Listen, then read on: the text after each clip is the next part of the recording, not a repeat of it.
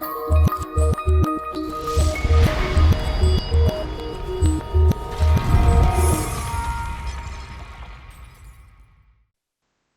and welcome to So to Speak. I'm Lyle Groniger.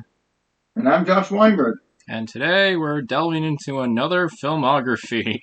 We've done quite a few on this channel. We started with like Tarantino, Kevin Smith, went into Spielberg for about 4 hours, and even gave some highlights and shoutouts to some female directors as well.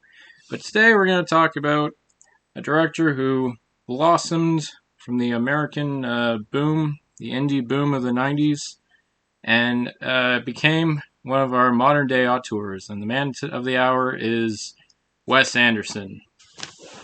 I've been looking forward to this episode for a long time. Yeah, you were the one who brought it up, Josh. And please, you flatter me. Oh yeah, no, but you suggested it, and I thought that would be a great idea. And I know I asked Evan, he was like a little shaky on his work, so you know it's hard to really form an opinion on someone if you've only seen their work once or if you're fresh on the boat. And I think I have to paraphrase Cody. He's like, I like his work. It's very nice looking, and that's about all I have to say. I'm quoting, of course, and paraphrasing. Sorry, Cody, but that's our shout out for our other soda speakers today. Yeah, they've had enough film talk for one lifetime. Yeah, this is just the two of us talking about. As of recording, Wes Anderson has made 10 films. We're gonna go through them. Perhaps we should start with a little bit of background. So. All right, so, Wes. I mean, you were right when you called him an auteur. I mean, definitely in terms of the directors I think of, if I were to ever come up with ideas myself, he's certainly one of the first that that comes up. Wesley Wales Anderson, born in May of 1969 in Houston, Texas. And I already made a SpongeBob joke earlier today before we recorded. Oh, man. That what's the difference? Man. So, he grew up with two brothers, an older one and a younger one, the latter of which actually has been involved with several of his films. Eric, you may recognize him as well he played, I believe, Kristoff in Fantastic Mr. Fox, which we'll get to later. And he also did work on some of the other films we'll be talking about.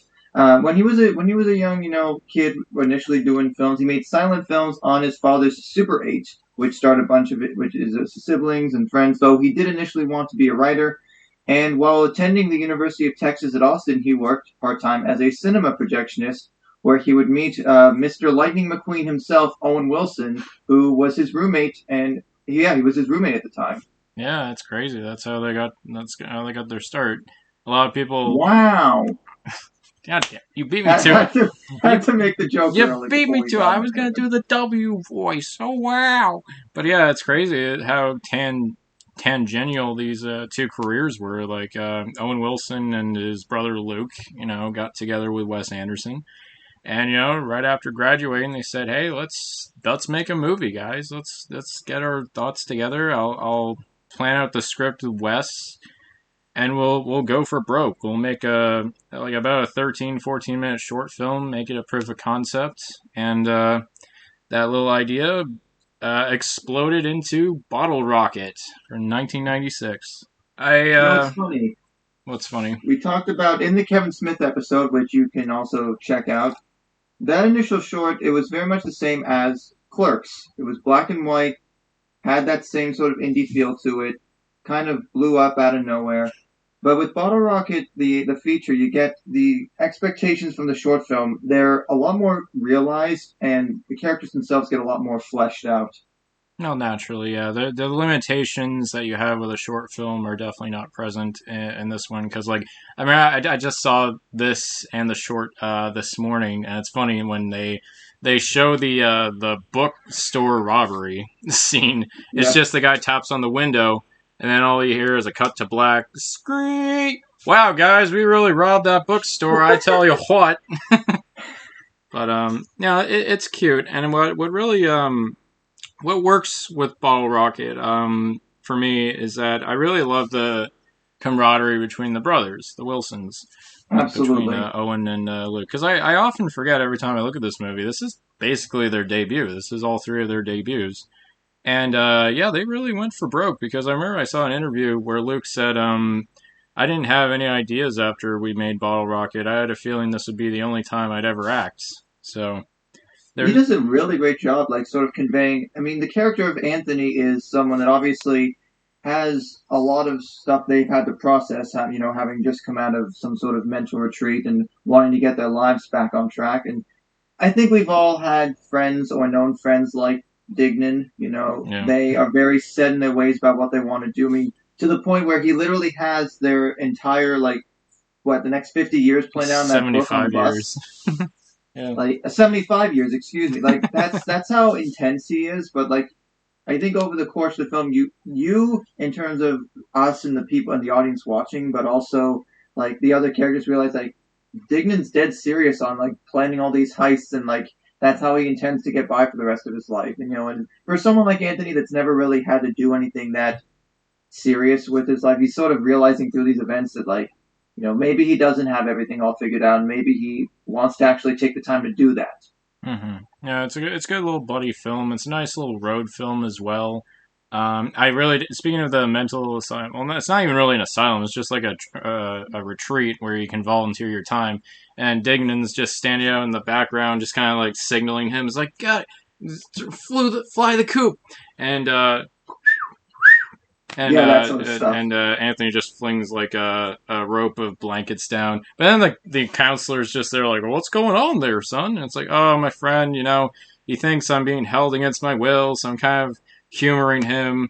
And I was gonna climb down this rope. It's just fun. I know you guys don't have me against my will. It's like, oh, okay, we'll do it quick. I don't want it looks bad. Just do it quick.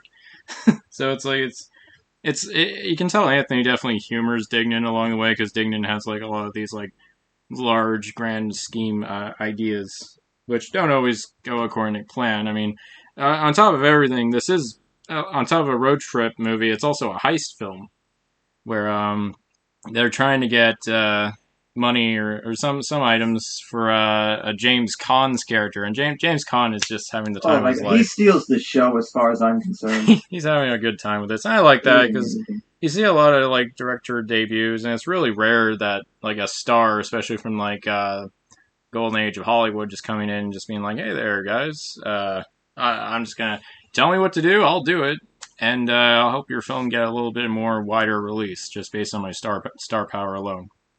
I was Uh, also thoroughly impressed with the other Wilson brother. Andrew, Yes, he actually. I mean, as the jerk ass older brother of Bob, aka Future Man, future man. you wouldn't know. Yeah, no, yeah, I don't know why it kind of reminds me of Wayne from Letterkenny in this movie, just like the You really know what? short Yeah, hair. yeah, I see that for sure. Yeah, and just like he's rough and tumble. It's like you left one leaf in the pool. He's not bullying me. Oh yeah, they also have a friend named Bob Mapplethorpe. Totally not a reference to Robert Mapplethorpe, but he's just like this kind of oafish like assistant that just kind of drives them around, and that's Well, that's what a great example is because like Robin Musgrave's performance in the short felt a little more subdued. Here you get more of a fleshed out thing, and you see that yeah, like he really wants to go back and be there for his brother, even though his brother's been a dick to him for a lot of that time. It's mhm. his stuff that he got framed for. He feels responsible to get that cleared up. Yeah. And Yeah. also, when they actually do finally do that heist towards the climax of the film, you're going to hear this later in some of Wes's feature films, but Kumar Palana has always been sort of like one of those bit roles in his films that he really does a great job with. Oh, absolutely. I'm Like glad. Kumar just, he's there, but he's doing all right. Well, in the movie, not so much. He kind of like bungles it up, but yeah, you're right. He does. He always commands the screen when he's there, even if he's just sort of standing there. For sure. I like how they do the heist in like Devo jumpsuits, like these yellow banana Oh suits. yeah, that's true. And was one of them not wearing goggles What? at one point? No. He had a motorcycle. Digman had a motorcycle and came in wearing goggles. I don't know if he Okay, was. yeah. See, that's where he looked like a member of Devo. Yeah, yeah. They should have kept that look honestly for the final one. Yeah, I mean, like that whole heist is just a complete clusterfuck. Like there's people who just walk in from work. It's like you guys are supposed to be at lunch. I'm like, well, not all the time. Not No, always. all the time. Yeah. In fact, who did the music? Oh, the music was done by Mark Mothersbaugh. Yeah. So like the Yeah, you're gonna see that in a few of these as well. yeah, his first four films were actually scored by the front man of Devo, Mark Mothersbaugh, and I'm impressed he got him, despite having such a small start in the career of his filmography. But Josh, what's your overall takeaway with Bottle Rocket? I mean, it's a solid first film. I mean, you can get an idea that a lot of the actors are like just getting their lives started, and you can see that sort of raw potential. The chemistry and the side plot between Anthony and Inez, like that's where you really tell for the first time that he's actually. I'm trying to find the right words to put this, but like he hadn't really considered a lot about his life before going on this adventure, and like in a small way, maybe he appreciates what Dignan did for him. Even though at the end, even he and Bob at the end aren't sure if Dignan's really serious about trying to break out again, but it's a solid enough first film. I don't know if I would recommend it to start out. I Yeah. think it would be definitely check out some of the ones we're going to talk about shortly, but certainly make this one of like the first stops after those ones because it's a good starter film in a sense. Yeah. There's a lot of potential there. It could be better, but I enjoyed my time with it for sure. Yeah, I mean, I agree with you. It's a little bit, it's a little unmannered, to be honest. Like that's if I told you this was a Wes Anderson movie, you probably wouldn't believe me at first. It almost kind of Not everything's reminds, in place. I agree. yeah, because like it's a little like it's not exactly symmetrical yet. There's not all this like production design thrown out of it because it's a small budget. It's an independent film. If you told me like this was like the work of the early Coen brothers, and I believe it because it reminds me a little of like Raising Arizona or Blood Simple, I just mean, like these doesn't part of it take place in Arizona? So wouldn't Arizona be Raising Anthony? Raising Anthony. That would That's have a been a title. great Nicolas Cage in Raising Anthony. You know what's crazy? It's Crazy Films co-produced this. Oh yeah, you're right. Even more Simpsons crossover. Yeah, for sure. The show's never going to stop haunting us. No, so to speak. More like Simpsons speak. But yeah, I mean, overall, if I had to rate it, it's not one I revisit too often. It's more like if I want to get the grand scale of his entire filmography, then I'll check it out. But more often than not, Bottle Rocket's just kind of like a nice little curio before you get to like real, true Wes Anderson productions. So for that, I think I'd just give it like a small little 6 out of 10. I'd say I'm going to go a point higher. I'm going to go a 7. I enjoyed it for the most part. I mean, maybe repeated viewings, it may go down, but I agree with a lot of your critiques on it too. It's not there yet, but like I said, solid enough where, if you're looking for a not so serious heist movie, if you're looking for, something to get you started, like a nice appetizer once you've heard about like a lot of the ones everyone talks about, definitely come back to it for sure. Yeah, it's a solid little movie for sure. I don't disagree. And then the next one gives you a little more. Rushmore. A little Rushmore. I'm getting a little better with my segues. I'm trying. Yeah, in 1998, the tail end of the 90s, we have his next feature with Jason Schwartzman in the role of Max Fisher for Rushmore. This is like one of the first Wes Anderson films I remember watching. It may have been in the 2010s, but this one is probably one of my early favorites. I mean, a fun fact, Yeah, that's a lot cool. of this was filmed, like the school scenes of Rushmore were filmed at Wes Anderson's alma mater, St. John's School. That's correct, yeah. And you really feel the boarding like slash private school vibes with it. You really do. Yeah, Even absolutely. though it's a co-ed school. Oh, yeah, like in actuality or in the movie? Yes, I believe the actual school is, yes, a co-ed independent K to 12 day school. Oh, that's interesting. That's a big, wow, K to 12, wow.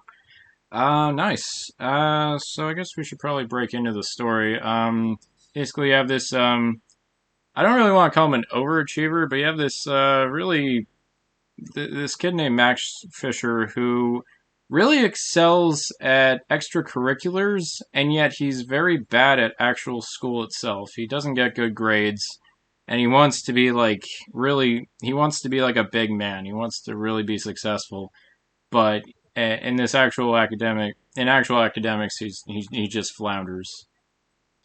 I guess it's because he just puts too many eggs in one basket, you could say. But I love that opening sequence where there's like a math problem and it's almost like Goodwill Hunting. It's like if anyone can solve this extensively difficult math problem, then you will pass the class and never have to Yeah, open like, another textbook again. well, I guess being that I've never seen anyone solve it, including my mentor, Dr. Leakey at MIT, if any one of you can get it, I'd see to it that you never have to open the math book for the rest of your life. And you just Which, like, fun fact, that teacher's played by Kumar Palana's son, oh who's yeah, in a few other Wes Anderson films. See, the character of Max for me, I definitely understand, I mean, the montage where you see all the different clubs that he's started at Rushmore, which that's going to be a Wes Anderson staple, like montages with text in either the upper left or upper right corner, no, and, with music soundtracking it. You do get the vibe that, like, if this was a regular high school, he would certainly be a popular kid, but, it wouldn't be quite the same way. Not to mention, oh my God, just the he's got that sort of narcissism to him where, like, he thinks clubs are everything. There's the one scene where, he finds out from the kid he's playing chess with that they're finally canceling Latin, and he says, I've been trying to get Latin canceled for 5 years. And then he literally reverses course to get them to reinstate it. But, of course, there's a perfectly good reason for that. yeah, for sure. Yeah, that's the thing about Max. He is a rather flawed character, but not a character I can't like at least empathize with a little bit because I think we've all been there. yeah, like he may seem like a little narcissistic or snobbish or elitist for sure, but he's also very determined to get what he wants, and what he actually wants in the film is a older teacher who he is quite smitten with, played by Williams. And in order, Only after, like, finding a library book that she wrote in. yeah, from her long lost husband. And of course, we have to mention industrialist Herman Bloom, played by Bill Murray, who also has crossed. It's almost like a love triangle in some way, although not much of it is reciprocated. It's just like he starts, because he's so close to Max, because he sees promise in him.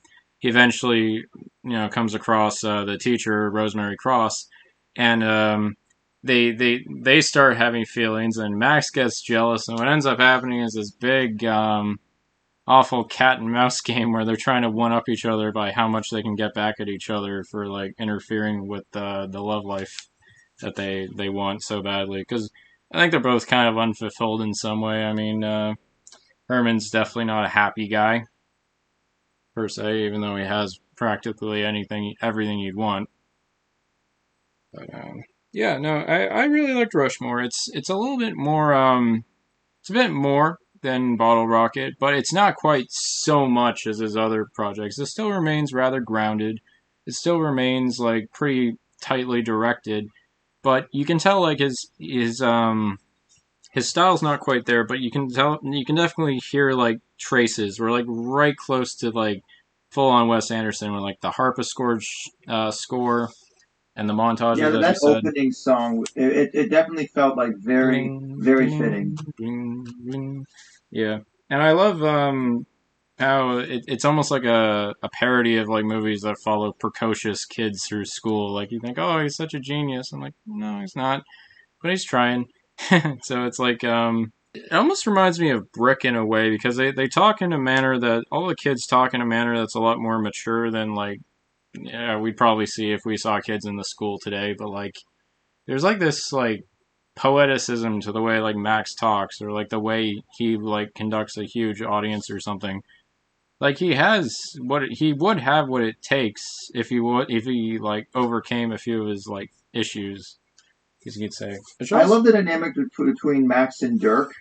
Like, it's another standard where you're going to see a main character and, like, a secondary character that are either friends or they work together or superior assistant kind of dynamic.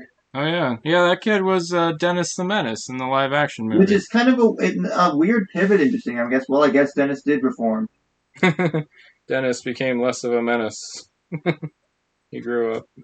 Is there anything else I want? Oh, I always love that one pun when just for like little individual moments where it's like he wants to take the teacher out for a date after a successful play, but unfortunately Luke Wilson is there, just as a friend she brought along, and he thinks that she's into him, And so he comes from the hospital, right? So he's wearing gowns and all that. It's like, what are you wearing? It's like, oh, they're just OR gowns. Oh, are they? Like, I laugh so hard. None of the characters laugh at that, but if I was in the room, I'd be like, you sly devil. I see what you're doing. um, what else can I say? That play at the end. Good Oh, that was gracious. intense. I Good mean, even gracious. when he does move to the public high school, like you see, like he carries some of that ego with him a little bit, but just the ambition and the scope, like I don't think there are any high school plays that would be made like that today. I don't think you could do a lot of that stuff. Like you'll find safety goggles and earplugs under your seat. Please feel free to use them. I mean, yeah, sure, you're dedicated to the teacher's deceased husband and to who else does he? I already forgot who else he dedicates it to. His His mother, mother? I believe. Yeah, Yes, his mother. his mother. But Yeah. it's like, and then it ends up being like a platoon-esque Vietnam commentary. And he looks very much like Tom Cruise when his face is all slicked up And, in and grease. yeah, one of the main sergeants is a Scottish bully who I guess he makes up with. Yeah, rival who all of a sudden just says, "Oh yeah, I like you now." I'll Yeah, come see, back. I like the character of Margaret Yang, and it looked like Oh, Max would maybe tone some of his tendencies down near the end, but then you kind of realize, oh, he's probably not going to change all that much. yeah. Maybe be a little bit more humbled by the experience. I don't know, but yeah, ultimately he's not going to be like, I'm not gonna. I'm gonna be so empathetic to other people's issues. I'm not gonna think of myself 90% of the time, and I won't take advantage of I won't just do what I want on other people's property, like build an aquarium out of nowhere. Well, that's the thing. I wouldn't say the Max Herman Rosemary thing is a love triangle. It's more like a love chevron because she only really seems to reciprocate feelings initially for one of them, if that. Because that's the legal option. The other option gets you fired and disbarred. But I found it fascinating. So, like, there was that whole running. I don't know if I would call it a running joke, but there's a thing about for a while it appears, and maybe it's rumored that Max is trying to get with Dirk's mom, Oh yeah, and I'm not, and like going from one older woman to another, and I was already kind of picking up on you know, any way you slice it, that kind of stuff just it would be uncomfortable to begin with. I'm like, that's your friend, dude. Come on. yeah. Oh yeah, Max has mature tastes, and he really likes. I feel like maybe it's because he lost his mother that he needs a maternal figure in his life. Yeah, so That there are could be definitely part of it. unresolved issues in Wes Anderson films that you'll pick up on. Oh yes, we have not even scratched the surface. Oh, have we not? Hmm. I feel a little bad for some of the characters because I am noticing that common thread of all the significant relationships appear to be one-sided, Okay. or at least the feelings of attraction. Margaret seems to like Max at first, but he's obviously not interested, and I do think, though. I mean, I'm surprised that Rushmore wasn't necessarily brought up in the coming of age films episode because I would categorize it as one mostly, as more of a not a cautionary tale, but more sort of the wrong way to approach your adolescence. I was going to mention it, but I knew we were going to be doing this podcast, so I reserved my opinions for today. So yeah, you're No, that's right. totally fair. I love the needle drop of Oh Yoko when near the end. It's almost like that hopeful montage where Max and Herman are sort of training to get stuff back on track. Oh yeah, for sure. That was pretty nice. I like the one. I forgot the name of the song. You'll have to help me with this, but it's when Herman comes in with some bolt cutters and he just takes Max's bike and runs it over, and And then then just puts it back. yeah, he puts it back, and then Max There's so doesn't. much Canadianisms going on, running a bike over but bringing it back, or doing a robbery but like being polite about it. Oh yeah, no one's an asshole in a Wes Anderson movie. They're just simply a son of a bitch. Was it? I'm not sure if it's a quick one while he's away by the Who, or it might have been a Minuet by Zoot Sims. It's the I don't know. I forgot the name of the song. There's some. I have to remember so many songs, but it's just like it's the one where like Max even goes to the factory and sabotages the guy's brakes. It's just like, Yeah, oh, that was where I'm just like, okay, you're crossing a line here. you could have actually gotten people seriously injured or killed. Like, good Yeah. God.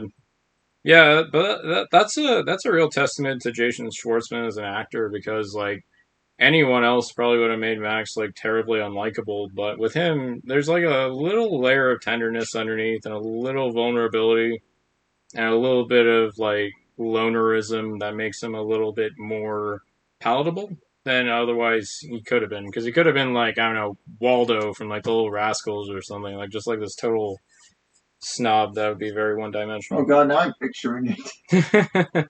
But it's interesting you say that because at the time he was only 17, so for a teenage actor to have that much charisma and that much potential to deliver on in future films, like you see now why Jason was cast a lot more in Wes's future films because he's able to mold that persona to fit any character really. Yeah, and even like collaborate on screenplays as well. It's in like Oh yeah, I apparent. think he's also an excellent writer, or he's a solid writer on top of being a top notch actor. Yeah, I heard rumors that he tried incredibly hard to get this audition to be in the role because, as we all know, he is a member of the Coppola family. So, in order to get the role, I think he had to like fashion his own like private school like uniform. I think he auditioned like several different times, like even throughout the day, just to get their attention. So he was very hungry for this role, and it paid off. Didn't you say? Didn't you say this is like the Gideon Graves prequel? Yeah, that's what I basically. It does kind of feel like this is part of Gideon Graves' origins. He's very ambitious, but he obviously has these flaws that he thinks he's right all the time. Yeah, I could And I could just. totally see in like after high school, he then just becomes this giant mogul that dates this girl with blue hair. Yeah, and Actually, to fun fact about Jason Schwartzman: he's actually the son of Talia Shire, who is Adrian from the Rocky franchise. yep, Francis Ford Coppola's sister. That's right. So yeah, awesome. That was fun. It's like what was I gonna Yeah. say? I thought it was. Can you imagine if he's just in an auditorium? An auditorium. It's like everyone needs to project because the acoustics in here are amazing. How would you how would you rate Rushmore, Josh? Well, I feel like for Rushmore is sort of for the late '90s in terms of coming of age films and sort of capturing that high school experience. It's going to be a weird comparison, but in the same way that films like Eighth Grade and Booksmart have been the last couple of years. It's got its crude-ish moments, but it's a lot smarter. It's a lot more earnest about it, but it also captures a little bit of a unique perspective that you don't often see. And I've seen it a couple times now, and there's different things I notice about it with each rewatch. I also love, when Max comes back to Rushmore and he ends up having to like throw pine cones at Dirk and the other young boys, the young guys with like one some of them have like wizard outfits on. It's almost like a LARPing thing. Yeah, they're That was a protecting funny they're scene. protecting the castle, I guess. And I also loved at the nice bit at the end, when the needle drop of that last song where the DJ flips it to something else. hmm That was a good That song. felt like a sincere moment. It did kind of feel like at least at that time, everything makes sense to everyone. But I'd say definitely it's one of my favorites. Certainly up there. I'm gonna probably give it an 8.5 out of 10. Oh, nice. I would say I'm very tossed between 8.5 or a 9. I think I'll just give it a 9 because it's one of his that I really enjoy revisiting, and I always get like a nice little like experience from the entire watch, and it's not terribly complex, but it's also very like it's very fun. I enjoy the journey that he goes through. Throughout the months, many months in his school. So I would give it a 9.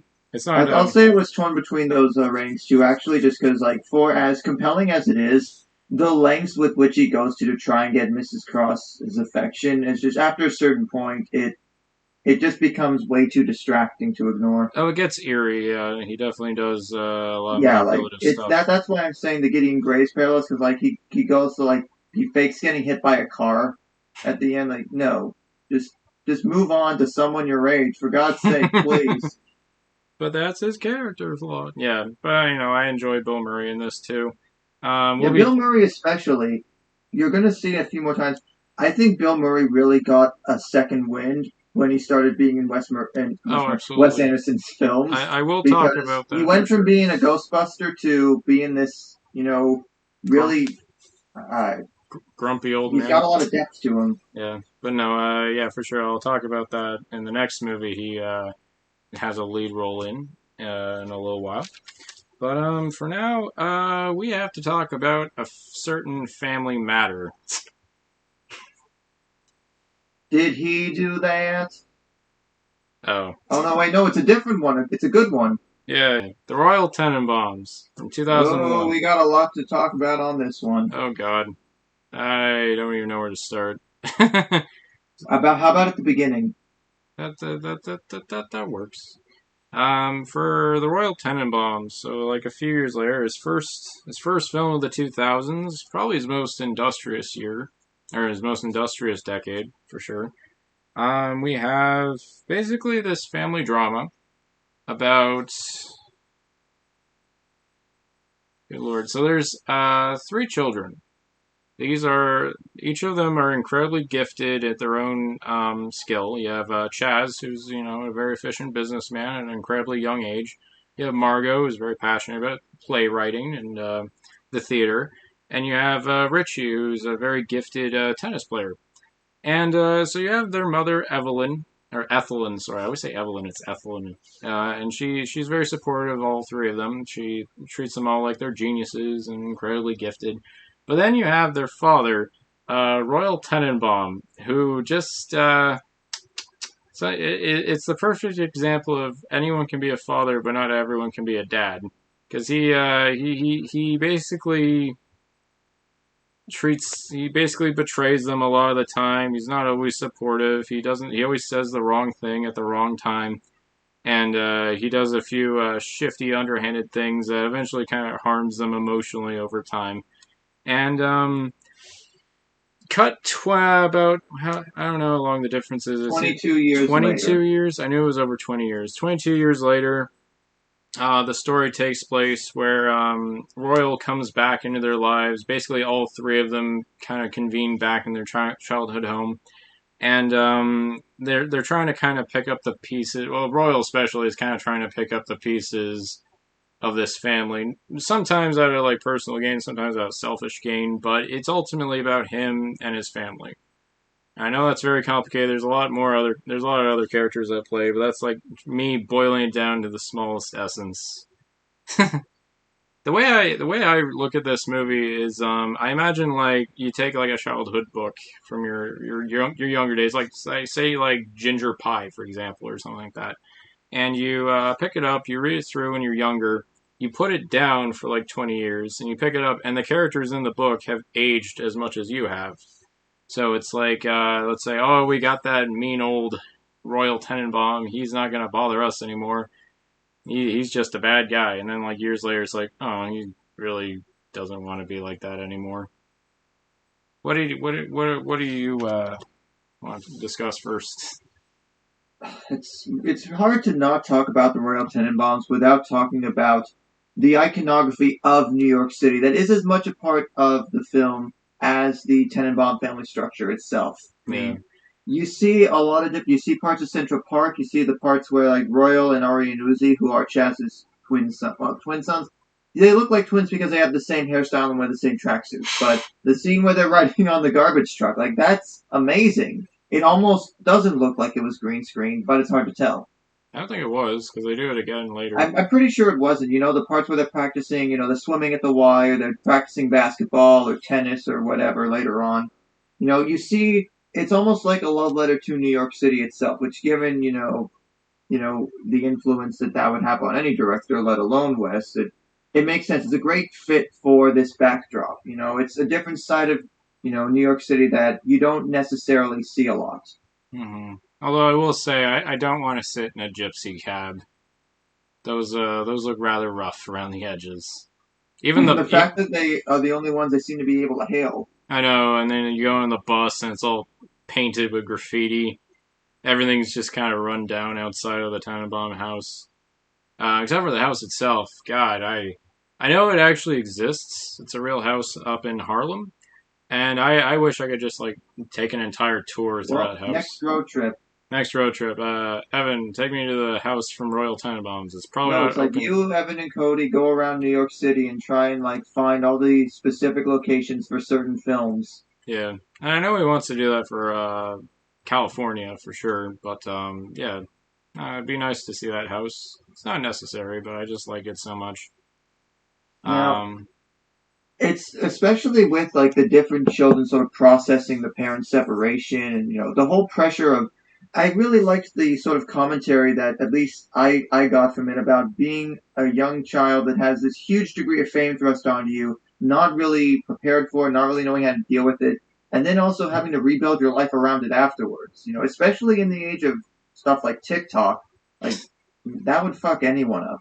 well, yeah, that was a little after this movie, but for sure, I know what It you're was, talking but about. this is the same idea, I know what you're Now talking with about. Yeah. social media, any kid can amass a huge following, but not really be able to process the scope of what that means till much later in life. And you see now, granted, I mean, we all have family dynamics that are different than the Tenenbaums. We all have our issues, but sometimes families fracture apart, unexpectedly, and sometimes you have to sort of cope with the fact that, oh, these people I used to know really closely, I'm probably never going to see again, and that sucks.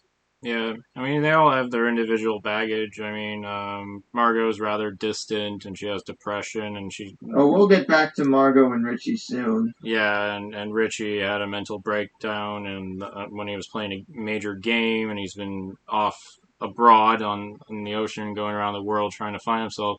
And there's Chaz, who's just so Oh, I see. overprotective. That's the thing. I feel awful for Chaz's predicament, Yeah, for Chaz's subplot because I told Marnie this. This is what Reign Over Me would be like if it was a little more, like a little less depressing, but still like curious. well, yeah, because like a year before the film takes place, it's like his wife and sons and their dog went on a plane trip. Plane crashed, and his wife was the only non-survivor. And And it just afterwards, really wrecks him. yeah, he's encroachingly, almost suffocatingly paranoid and overprotective. And for the longest time, I always wondered why he and his sons like wear almost nothing but red Adidas tracksuits. But I feel like the point of it, beyond like product placement, is that he treats it like a suit of armor or something. He always feels ready to go when he's wearing those. That's It true, makes and him feel that like, does help you move faster. yeah, he feels like he's like nearly invincible in that suit or something. Oh Like my god! When the scene where he's practicing the fire drill the thing, fire drill. I was reminded of either the World War III short from The Simpsons or Bart. I don't want to alarm you, but there may be a boogeyman or boogeyman in the house. Hurry, everybody! It's World War III. Dad, can you please let me sleep? I'm timing you. If you get it right, then we can all go to bed. Let's go, go, go! Did we make it? No, but you're pretty darn close. Why is everybody looking at me like that? Why are you all shivering? Are you cold or something? I love that short. But Man. going down. If I had to say, this is. Oh, I almost forgot about why wasn't Danny Glover in more Wes Anderson films? That's a good question. I feel the I same liked way. him as Henry Sherman. I feel the same way about Ben Stiller. Yeah, for sure. Danny Glover is very good in this too, as a man who confesses his love, both professionally and personally, to Ethelyn, and he and her want to, have a relationship. But unfortunately, I didn't even know this was a thing. But the Royal and her are technically not divorced. They didn't Yeah, really. they weren't legally separated yet. I guess because they felt it would be better for the kids if they were still technically married at the time, and they just Haha. never got around to doing that. Yeah, or like I don't know. I feel like Royal probably like used some emotional like That's always hindrances possible too. too. Because I don't know. It's interesting with Royal. It's like he's not a good guy like whatsoever. Like he's very unscrupulous and ill mannered. But at the There's same different time, layers to him, though. that's the thing. Like he's almost like an anti-hero. Like I can tell deep down Yeah, yeah, that makes sense. he really wants to do better. But it's like the damage is kind of done. The bridges Yeah, have especially at his age, he just doesn't know how to fix that anymore. Yeah, the bridges have been long burnt. Like you could see it in the children too. Like Chaz wants fuck all to do with him. He has no love for him whatsoever. Well, yeah, I mean, stealing from your kid will do that. Yeah, and shooting him with a BB gun will do that too. Oh And yeah, I love. Okay, this is going to be something that I like or it kind of grates on me in the future. This is the first film where there was a lot of narration in between scenes by a narrator. oh yeah, Alec Baldwin does the narration for this film. I like it. Oh, wait a minute. We just mentioned a character that uses a gun and him. Well, we're demonetized now. Good night, everybody. It's a shame. Like Alan Baldwin actually, Alec Baldwin. He actually calls this one of his favorite films. Like even though he worked on it personally, he absolutely loves the way this film came together in the end. I mean, as the narration, it's very descriptive, very like. Again, the scene transitions, which I forgot to mention about Rushmore, the fact that they have those little like scene transitions with the curtains opening with each month, and it only takes place over like maybe a semester's worth of school, September, Yeah. January. Same idea with the Royal Tenenbaums. It's like you're seeing a play of an adaptation of a book, and you see the chapters of the book on Yes, screen. it's a chapter I'd love book. to read if they ever made an actual book of that. I would read that. Well, book. it's interesting you mentioned that because if you pay attention to the words like on the actual page, it's basically the scene It's the description. same as his narration script. Yeah, that's a nice attention. That's a nice attention to detail there. Attention to detail in a Wes Anderson movie? What? No. Yeah, but as I was saying, like each child looks at Royal very differently. Like Chaz has nothing but contempt. Margot doesn't have much connection to him whatsoever because he always referred to her as the Well, let's daughter they be Margot adopted. has no connection to anything, it seems. Look at her eyes. They always seem so detached from everything. Or if you see her in a wide shot, she's never close to her family. She's always like standing against a corner of a wall or something. Yeah. She's a moody girl. Yeah, she will not stop telling you that she's adopted. Or Nope. at least someone will say that. Yeah, this is my adopted daughter, Margot Tenenbaum. It's like, yeah, that would probably hurt you after a while for sure. And then I think the only one who actually loves Royal like unconditionally is Richie, and he's the only one who kind of gives him like a fair shake, like especially when he makes a fake announcement that he's slowly dying from some kind of cancer. He never Stomach cancer. He does say stomach eventually, but yeah, he's like Eventually. he makes an elaborate ruse, a ploy to get into the house and try to fix things. And yeah, what else? What else do I like? I mean, credit to Royal, he does try to bond with Ari and Uzi, but that involves them stealing from a convenience store, and then much like he did with Chaz before him, taking them to watch dog fighting and betting on it. Oh, but I love that scene, and it's set to like Paul Simon's song, and it's just so fun. And I think, I could be wrong, but I could have sworn in the background of that scene I saw Biz Markie. Sorry? I could have sworn. I'm probably wrong about that. It might have been an extra thing, but someone looked like Biz Markie in that shot. Oh, okay. You know, it was one of just like the people watching and cheering on the dogs. Yeah, I'm not sure. I'm probably wrong. But yeah, I adore that sequence. And what else? I mean, you also have Eli Cash, played by Owen Wilson, who's like he's the neighbor kid. Eli. I think we've all been there. You know, we've been neighbors with or friends with someone that has a really cool family, and we desperately want to be part of that family, but we know deep down that we're probably never going to be truly accepted. Yeah, I just like how every song that plays while he's on screen is usually a Clash song. That's fun. Yeah, that was a nice touch. Yeah. So back to Margot and Richie. Yeah. There's no getting around this part. They are in love, and the issue is they're technically family because she's an adopted daughter of Royals, and they're like slightly brothers. I think Royal puts it best. He's like, is that illegal? It's like, no, I don't think so. We're not connected by blood. Well, it's frowned upon. But then again, what isn't these days? Yeah. 20 plus years later. Yeah, that line rings true the older I get. But yeah, it's unconventional for sure. I'm not sure how I would perceive that if I saw someone do that, but it's kind of a bittersweet thing in the film because she also has like a husband who's like Raleigh, who's played by Bill Murray, And Yeah, Bill Murray is was it psychologist? I Yeah. believe he's a psychologist. Yeah, he's like Oh, examining that this. subplot's kind of funny in a Yeah, weird yeah, yeah. way. Dudley's cute from Freaks and Ah, Geeks. Dudley. He's not a dragon, but he'll do.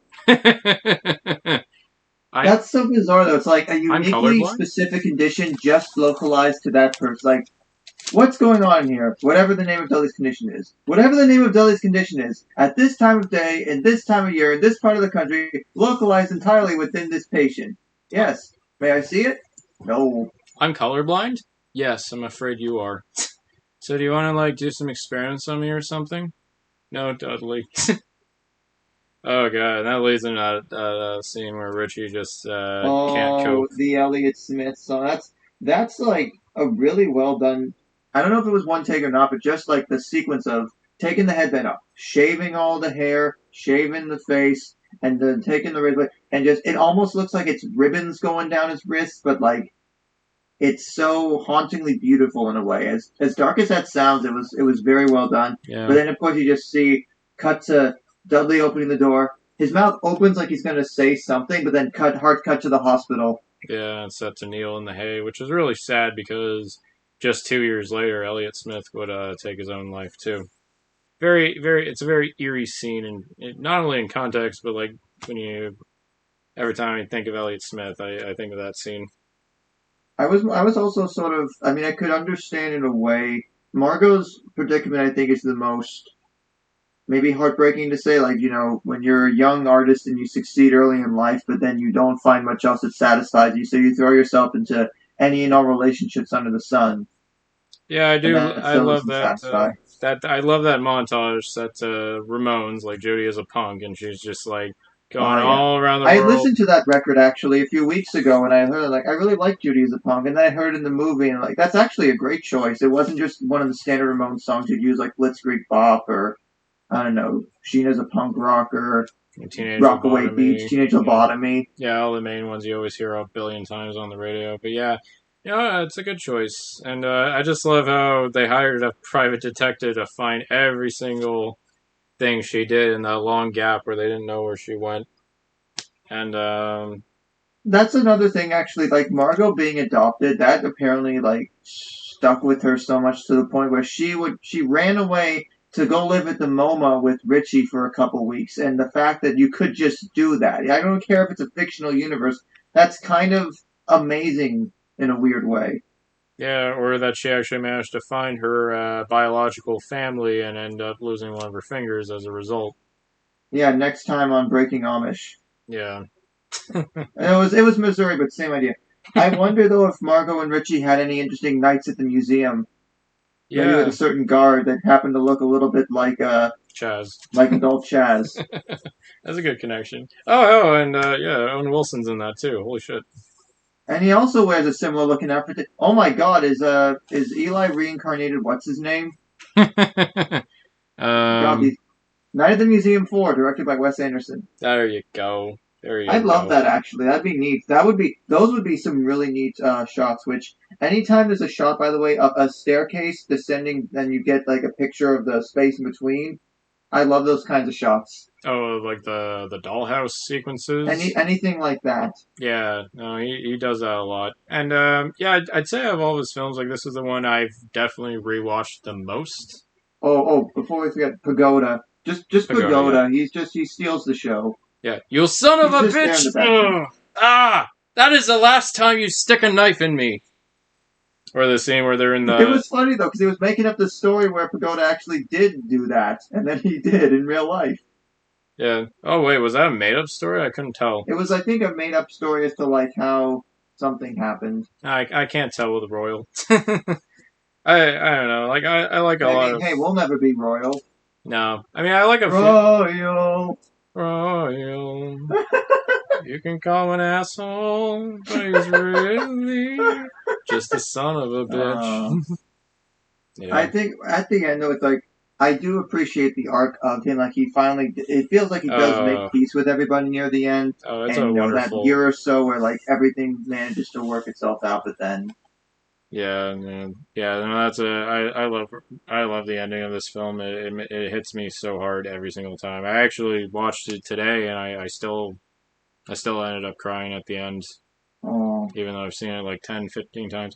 That's the thing. It's not like Romeo and Juliet where it's like, yeah, I know it's going to happen. I keep thinking about the ending every time. But with this one, it's such a journey. I really no, don't mind. absolutely. I really don't mind seeing how all these characters like come and go. I mean, Um, there are some universal themes of like. I mean, granted, I'm not a child of divorce, but I do know people that have gone through divorces or have gone through any sort of traumatic things early on in life, where like the family's never the same in that way, and you have to find your own way to heal in some way. And the fact that everyone, again with Ethelyn wanting to marry Henry, and everyone doing their own things, everyone wants to move on from that. And I feel like Royal realizes that near the end, he finally he lets that happen in a way, like he does what's needed to.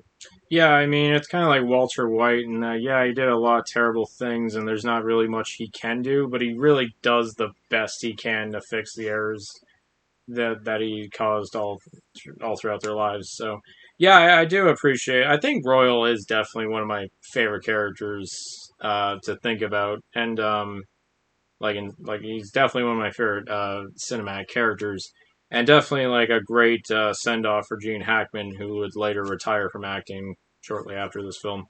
We don't talk about Welcome to Mooseport. That movie doesn't exist. This is his last one.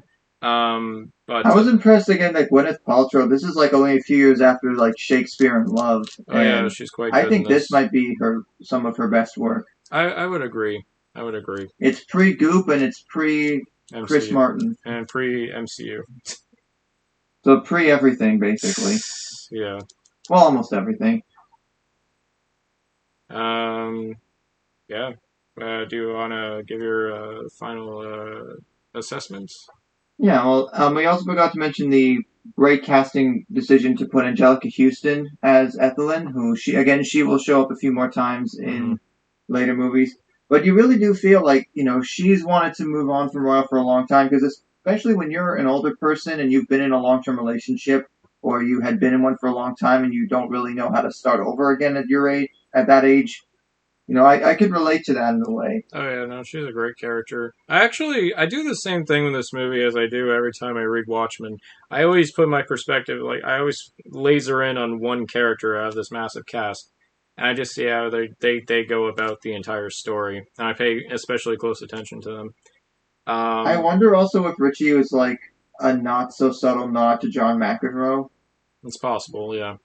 except with more less so the anger and more just the The not the somewhat decent tennis playing. the descent, yeah. Yeah. Yeah, But I'm glad you mentioned the cast because honestly, this has got to be like one of my favorite ensembles that I've ever seen. Like it, I would not recast anyone in their roles.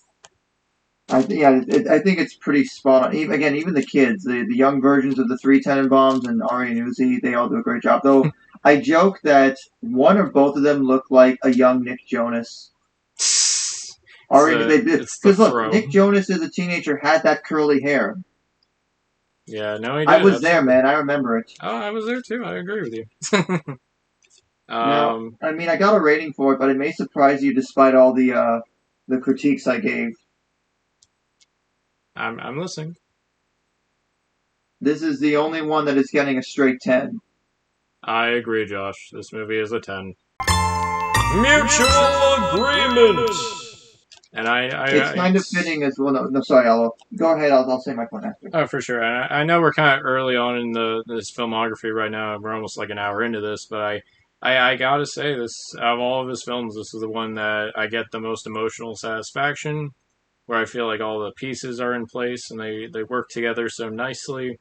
I don't feel like overstimulated by the visuals. I don't feel like underhanded or anything. I don't feel hollow throughout. I'm just glued from beginning to end every time I pop this in. As soon as Hey Jude just starts thumping into the Oh my background, god, that rendition of Hey Jude is great. and Mordecai just flies through the sky and And then he comes back, da. but wait, he's a different shade because true story. The first bird disappeared, and someone in New Jersey found them and wanted money to like give it back. Oh my god, are you serious? I never heard of No, that. I'm not kidding. That's actually what happened. Oh They man, started filming the scenes with the first bird. It flew off somewhere and never came back. And then they find out someone in New Jersey found the bird and wanted cash for it.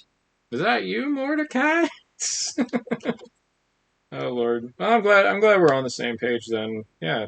Royal Tenenbaums is a true treat. It's definitely the, if not one of the best films Wes Anderson has done, and I think it's definitely a metric for how his later works would be measured.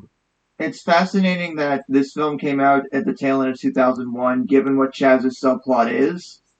Uh, Like, granted, when it was filming, no one could have known, oh yeah. but it is, again, it's fascinating to think that, like, that's what resonates more. Plus, I was going to say, one of my favorite scenes in any Wes Anderson film is the scene where Chaz and Royal are, like, arguing in the board game room, because I had to stop and look at all the board games I could recommend. They had the freaking Carmen Sandiego game that I have in my closet. Oh That was my amazing. god.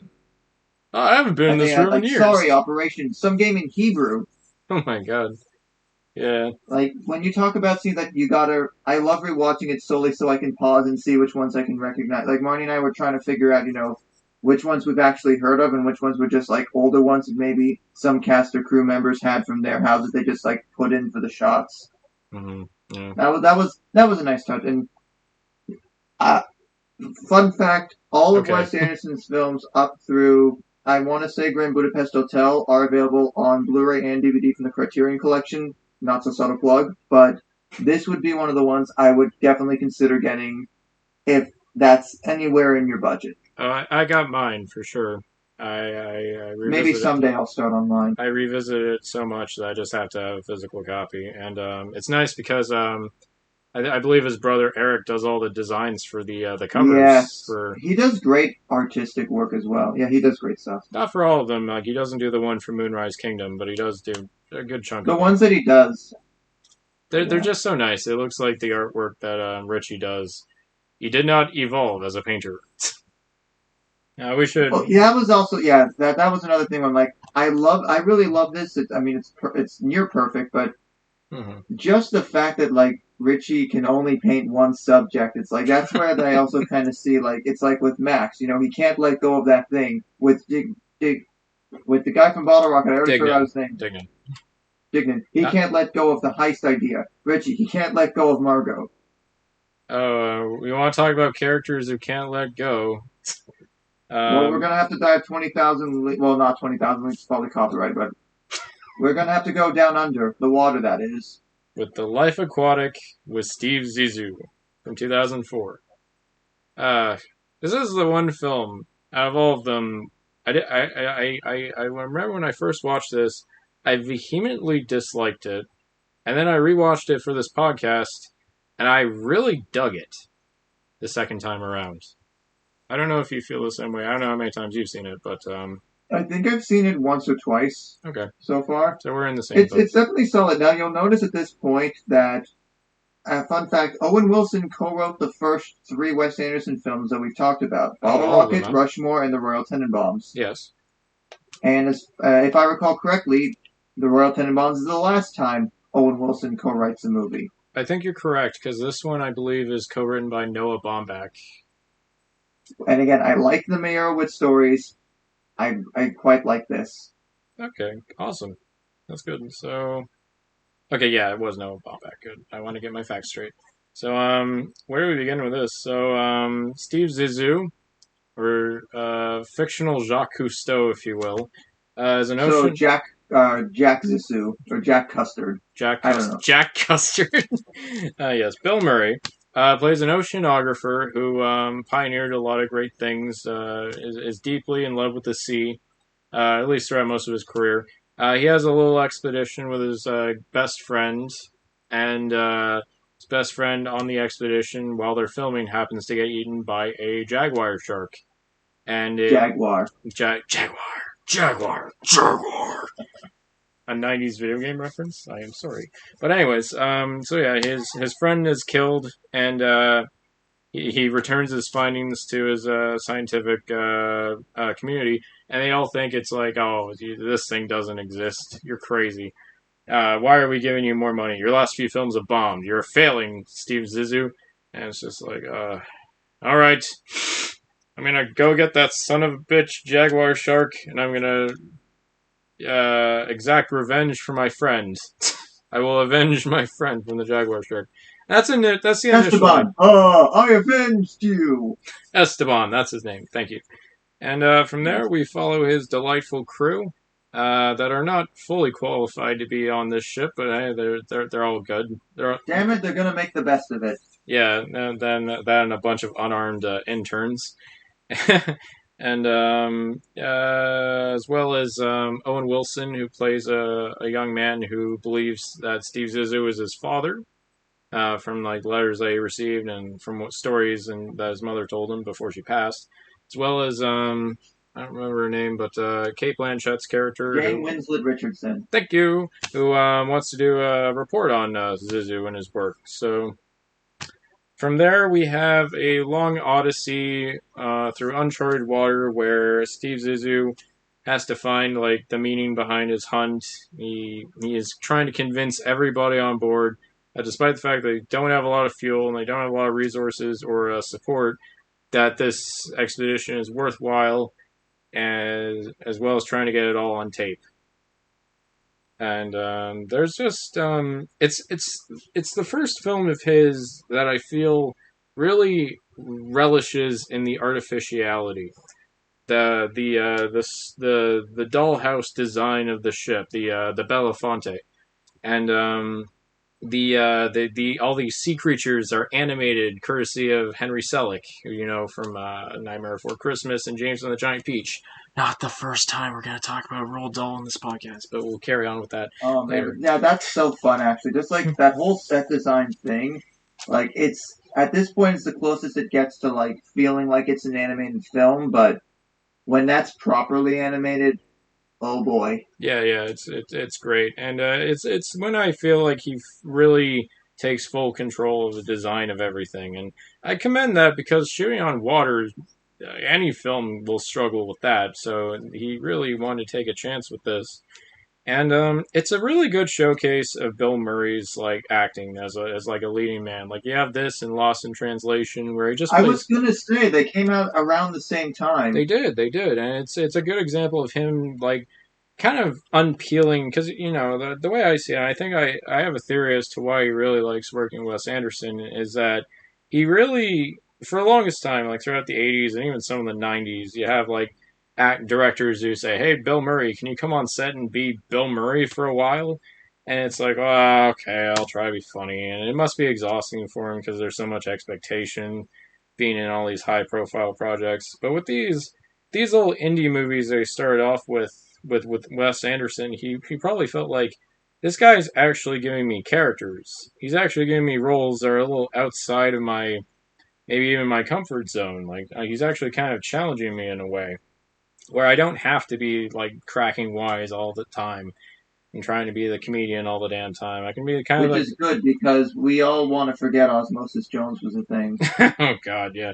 But it's almost like these roles are kind of like the sad clown kind of thing, where underneath you can kind of let loose for a Tears of a while. clown. Yeah, I just like that analogy. thank you. And did you know the story? Or like I probably should have mentioned this when we were talking about Rushmore, but like when he was on board, Wes Anderson wanted to get some nice helicopter shots, but he didn't really have the budget for it at the time.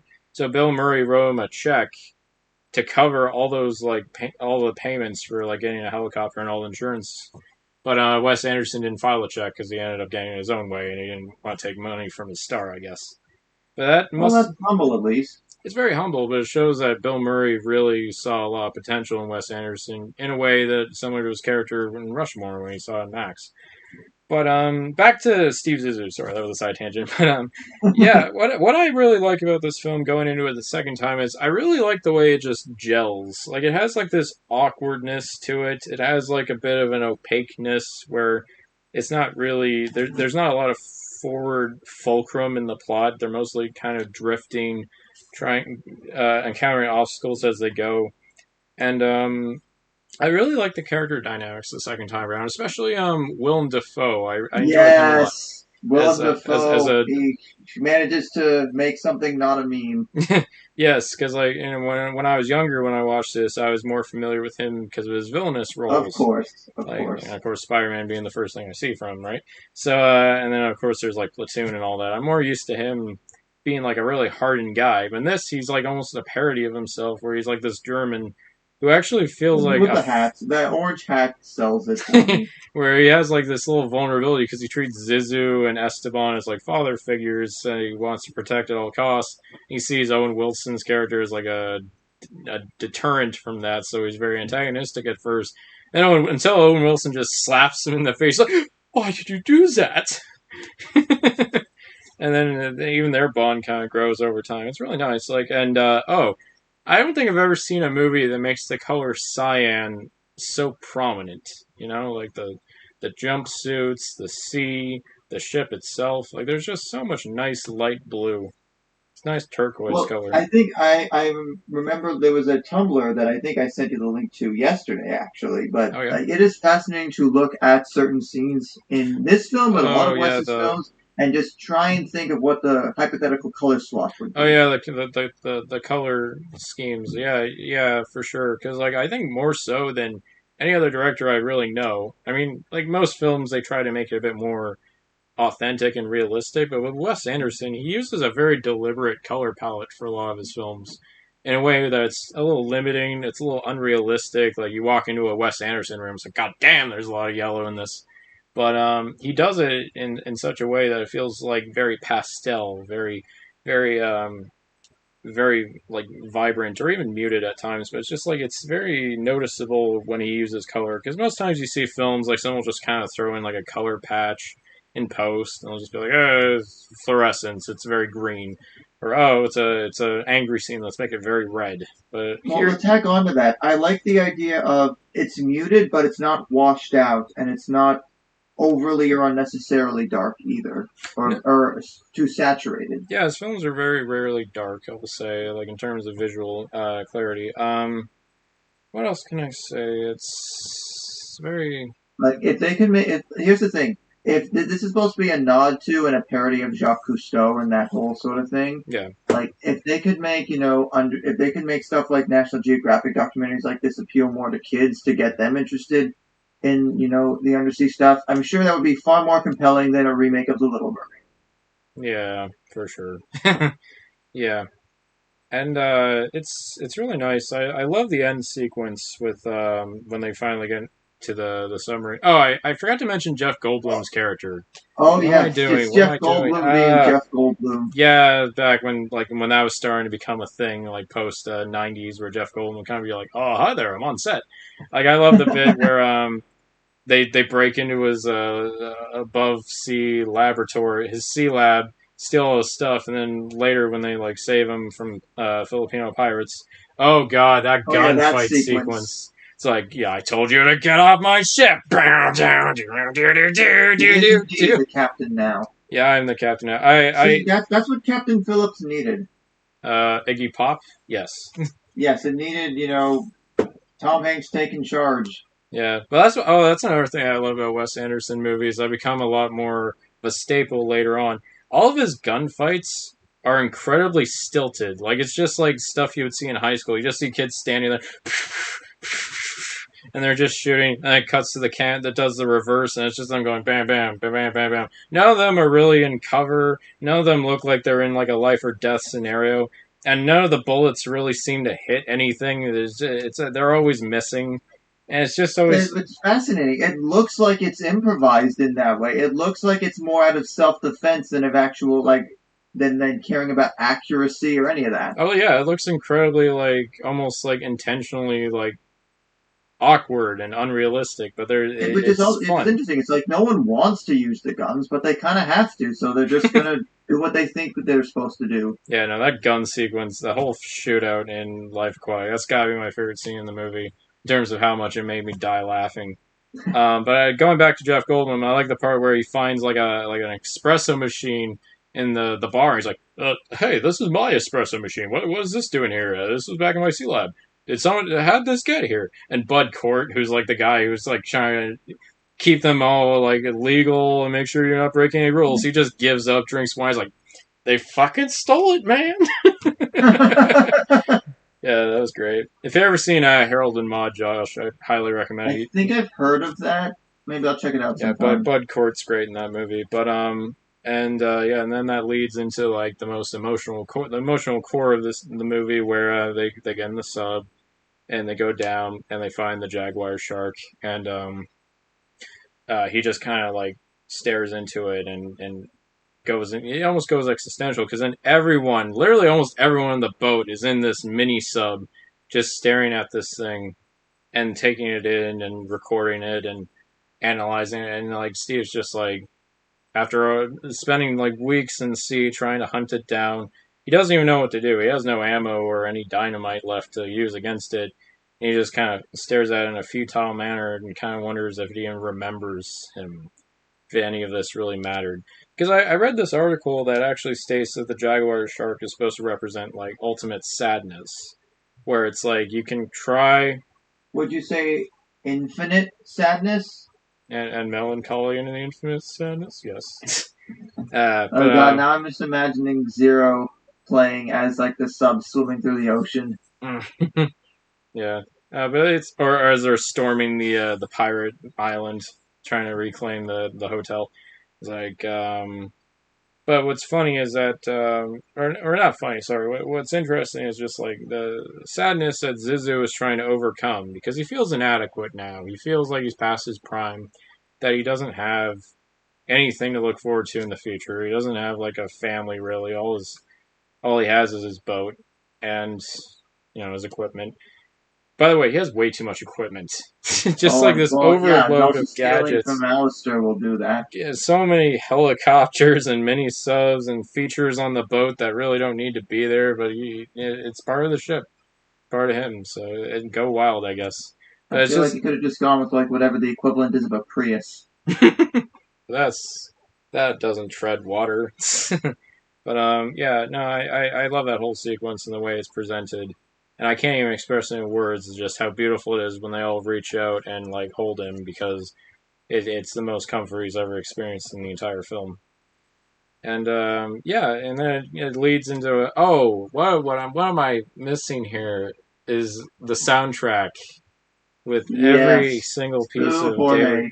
Just That's like what you take away from this. sweet Sue Jorge, is that his name? Sue Jorge, I believe that's how it's Sue pronounced. Jorge. Okay, yeah, and he does like an entire multitude of David Bowie covers throughout the film. Sometimes they're diegetic, usually not. They're non-diegetic, usually not though, because you'll just see him playing in front of a recording machine just for the documentary. But it's really just like a nice soundtrack for the entire film. And I love it when he's like playing Queen Bitch, and they're all just like walking like it's Buckaroo Banzai onto the boat, which is funny because Jeff Goldblum was in Buckaroo Banzai too, so it's just like, oh yeah, wow, you remember that, Wes? Wow, that's an interesting reference, Wow. buddy. Oh my god, you remember that piece of junk? Yeah, I don't know. Steve Zissou's warmed up to me actually. I know a lot of fans don't like it, or a lot of the general audience doesn't seem to like it, and some people defend it. But overall, it's grown on me, and I would like to revisit it again for sure. I don't know. What's your takeaway with Steve Zissou? I would say, I mean, definitely it's when I remember hearing of it when it came out. I mean, being like all 12 at the time, I wasn't super familiar with it at the time, but I've seen it, like I said, I've seen it a few times since. I think it's grown on me a bit. I do really enjoy it. There are parts where maybe it slows down a little bit. Maybe some of the characters aren't that necessary, but it's like you said, he has all this excessive weapons and all this stuff and helicopters just because he can.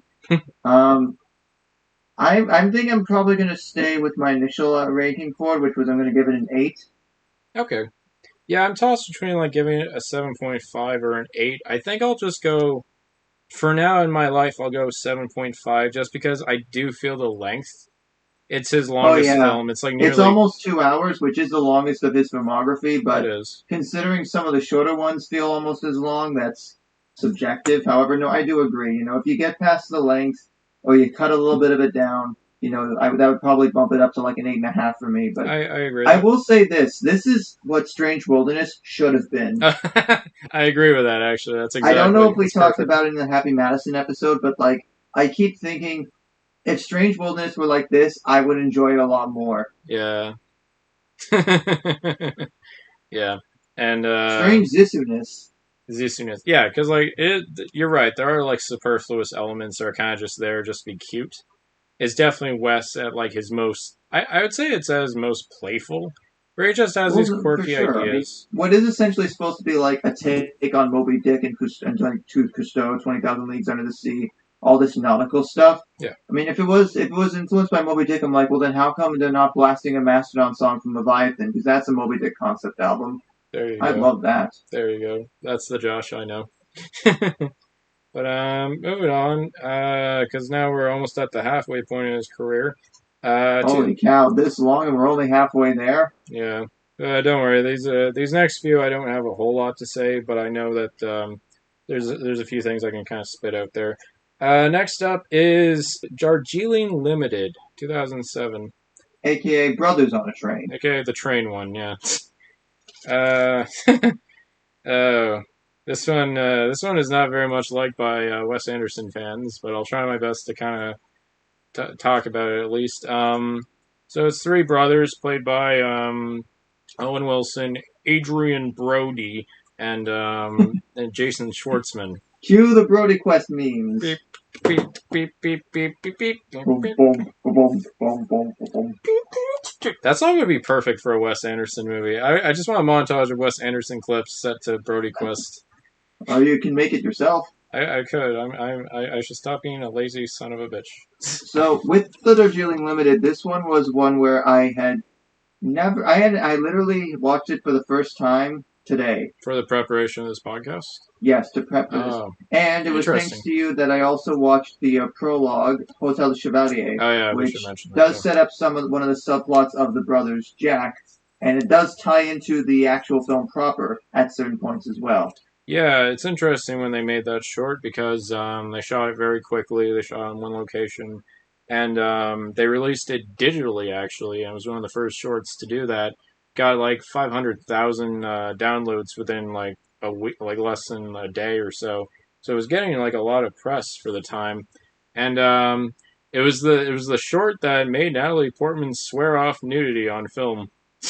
Because that's what all the critics were saying at the time. It was just like, oh my I god, Natalie see, Portman. but she was still on a Lonely Island song a year or two later, so Yeah, but that was it was a change.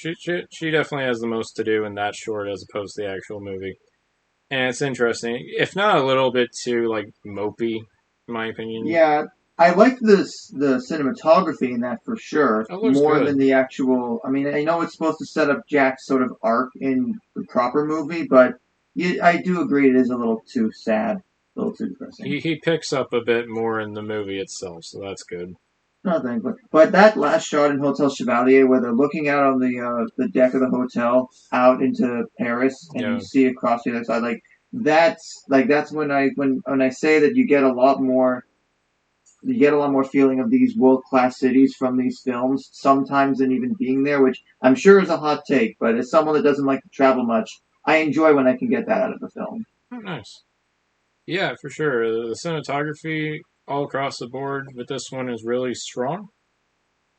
As well And as it's very easily accessible on YouTube, so you don't have to watch a short before watching a movie, and I'm not really sure why for some of Wes's later films he does that, but it's there if you want it. Yeah, for sure. But on to the And now back to guys on a train doing stuff. brothers, a spiritual journey in an unfamiliar land. Wes's Indian travelogue movie. Yeah. I'll be honest with you. I don't really have a ton to say about this one. I've watched it twice. My opinion on it has not really changed that much. I think it's fine for what it is, though. A lot of people consider this his worst film, and I don't think that's really. I think that's a little like hyperbolic. I think it's fine. It's just Yeah, I'll agree. It's not the worst that we've seen, but it's obviously not the best either. it's lacking a little bit, and I think the problem is that I don't really see the characters so much in this movie. I mostly just see like Owen, Adrian, and Jason. You see the actors, and it just sounds like we're gonna go to this place that we haven't been to before. Yeah, it's not exactly the most like riveting plot, but what I do like how they play off each other. I heard this one analogy that I do agree with, and I'll share it with you, where it's like the three brothers who haven't seen each other in over a year. They talk to each other as if they're in a group chat. So like maybe That's true. one will react to something that one person said, another person will interject with something that's off subject, And and yeah, and then they'll have their own side conversations when when the person in question's out of the room. yeah, or they'll be like, "Hey, you know what? Me and the other guy agree that you're doing this wrong," and the other guy's just like, "I didn't say anything. I don't agree, but I'm not going to speak out because then you're just going to yell at me."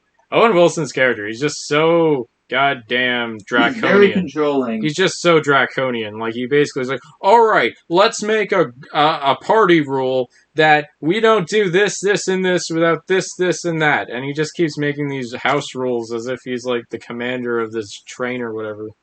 This When entire it makes journey. sense though, because when you see something at the end, you realize where he got that trait from. Yeah, because like that's what another family member used to do.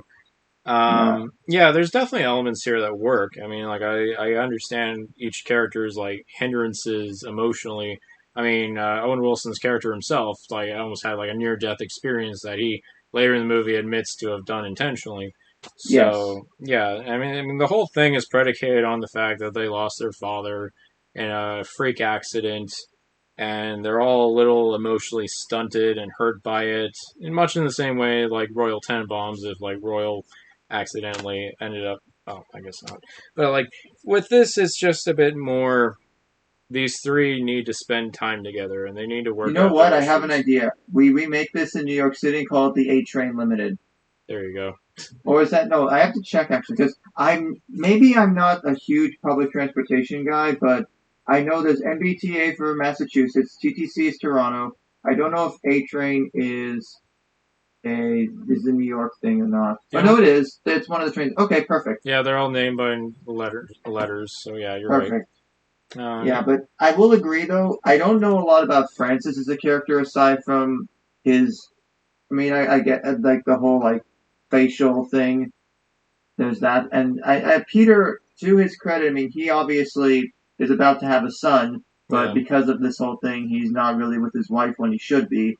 So it he's really does kind of seem like it's a Jack vehicle for the most part. yeah. Jack is the character that has kind of like the most inward issues. Peter, it's a little bit like, oh, I don't know if I want to settle down. I'm worried that I'm just going to lose my wife eventually, so I don't know if I want kids. Well, because he wasn't expecting kids, so he's just like, well, I Yeah, guess eventually I'll get divorced. And it yeah, does kind of sound like there were already existing relationship troubles prior to that.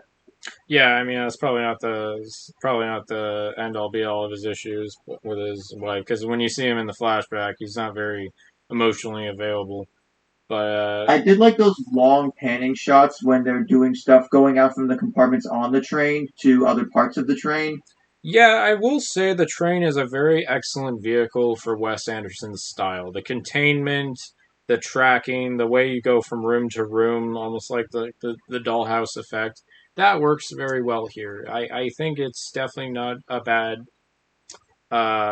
environment for his kind of work. And he would later go on to do that again in like an H&M commercial that he did a few years later.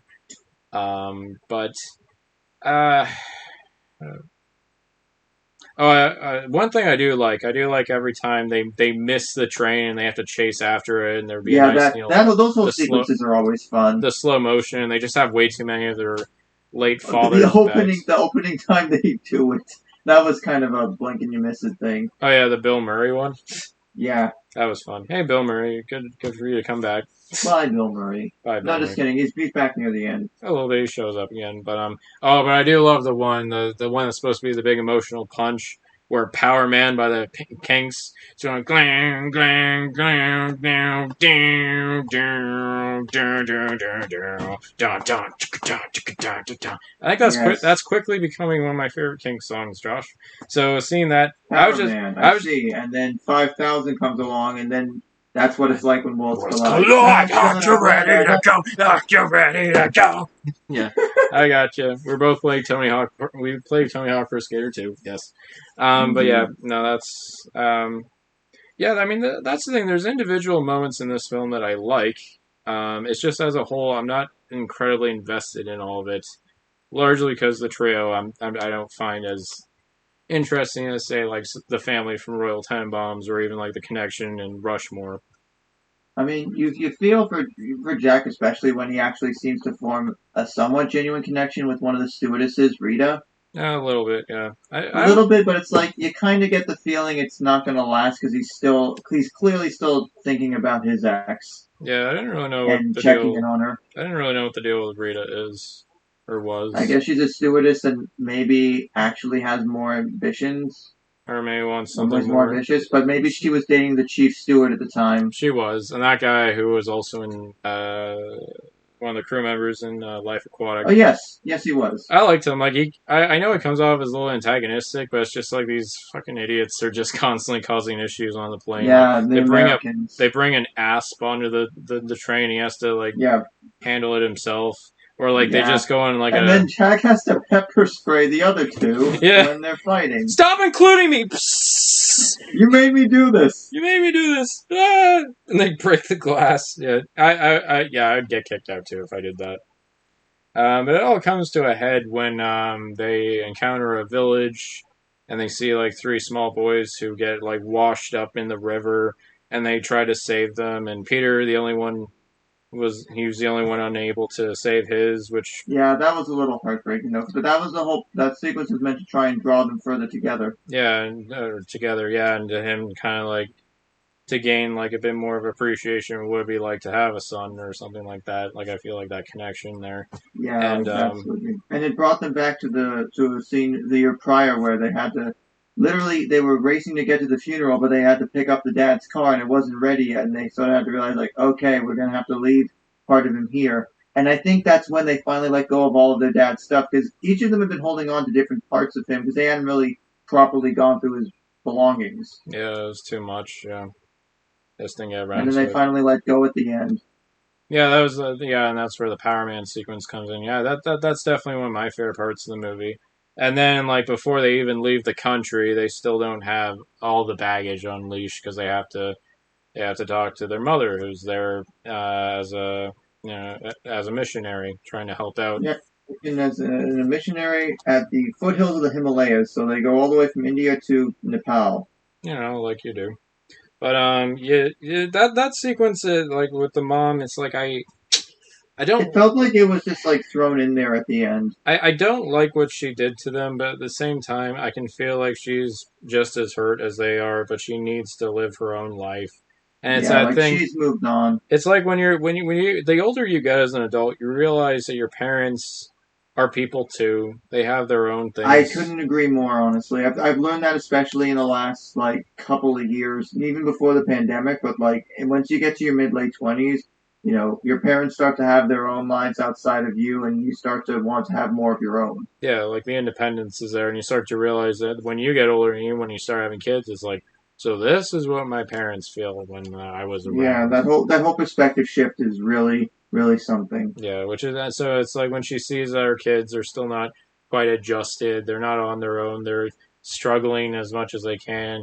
She kind of sees it as baggage, and I guess she can't really handle it. I don't like the fact that she ditched them when, especially when she said, "We'll talk about it in the morning." But I think even they can appreciate that's like that's what she does. She has to do her own thing, and ultimately that's what we have to do as well. So Hmm. on the whole, like Darjeeling Limited, it's a movie that I like the way it looks.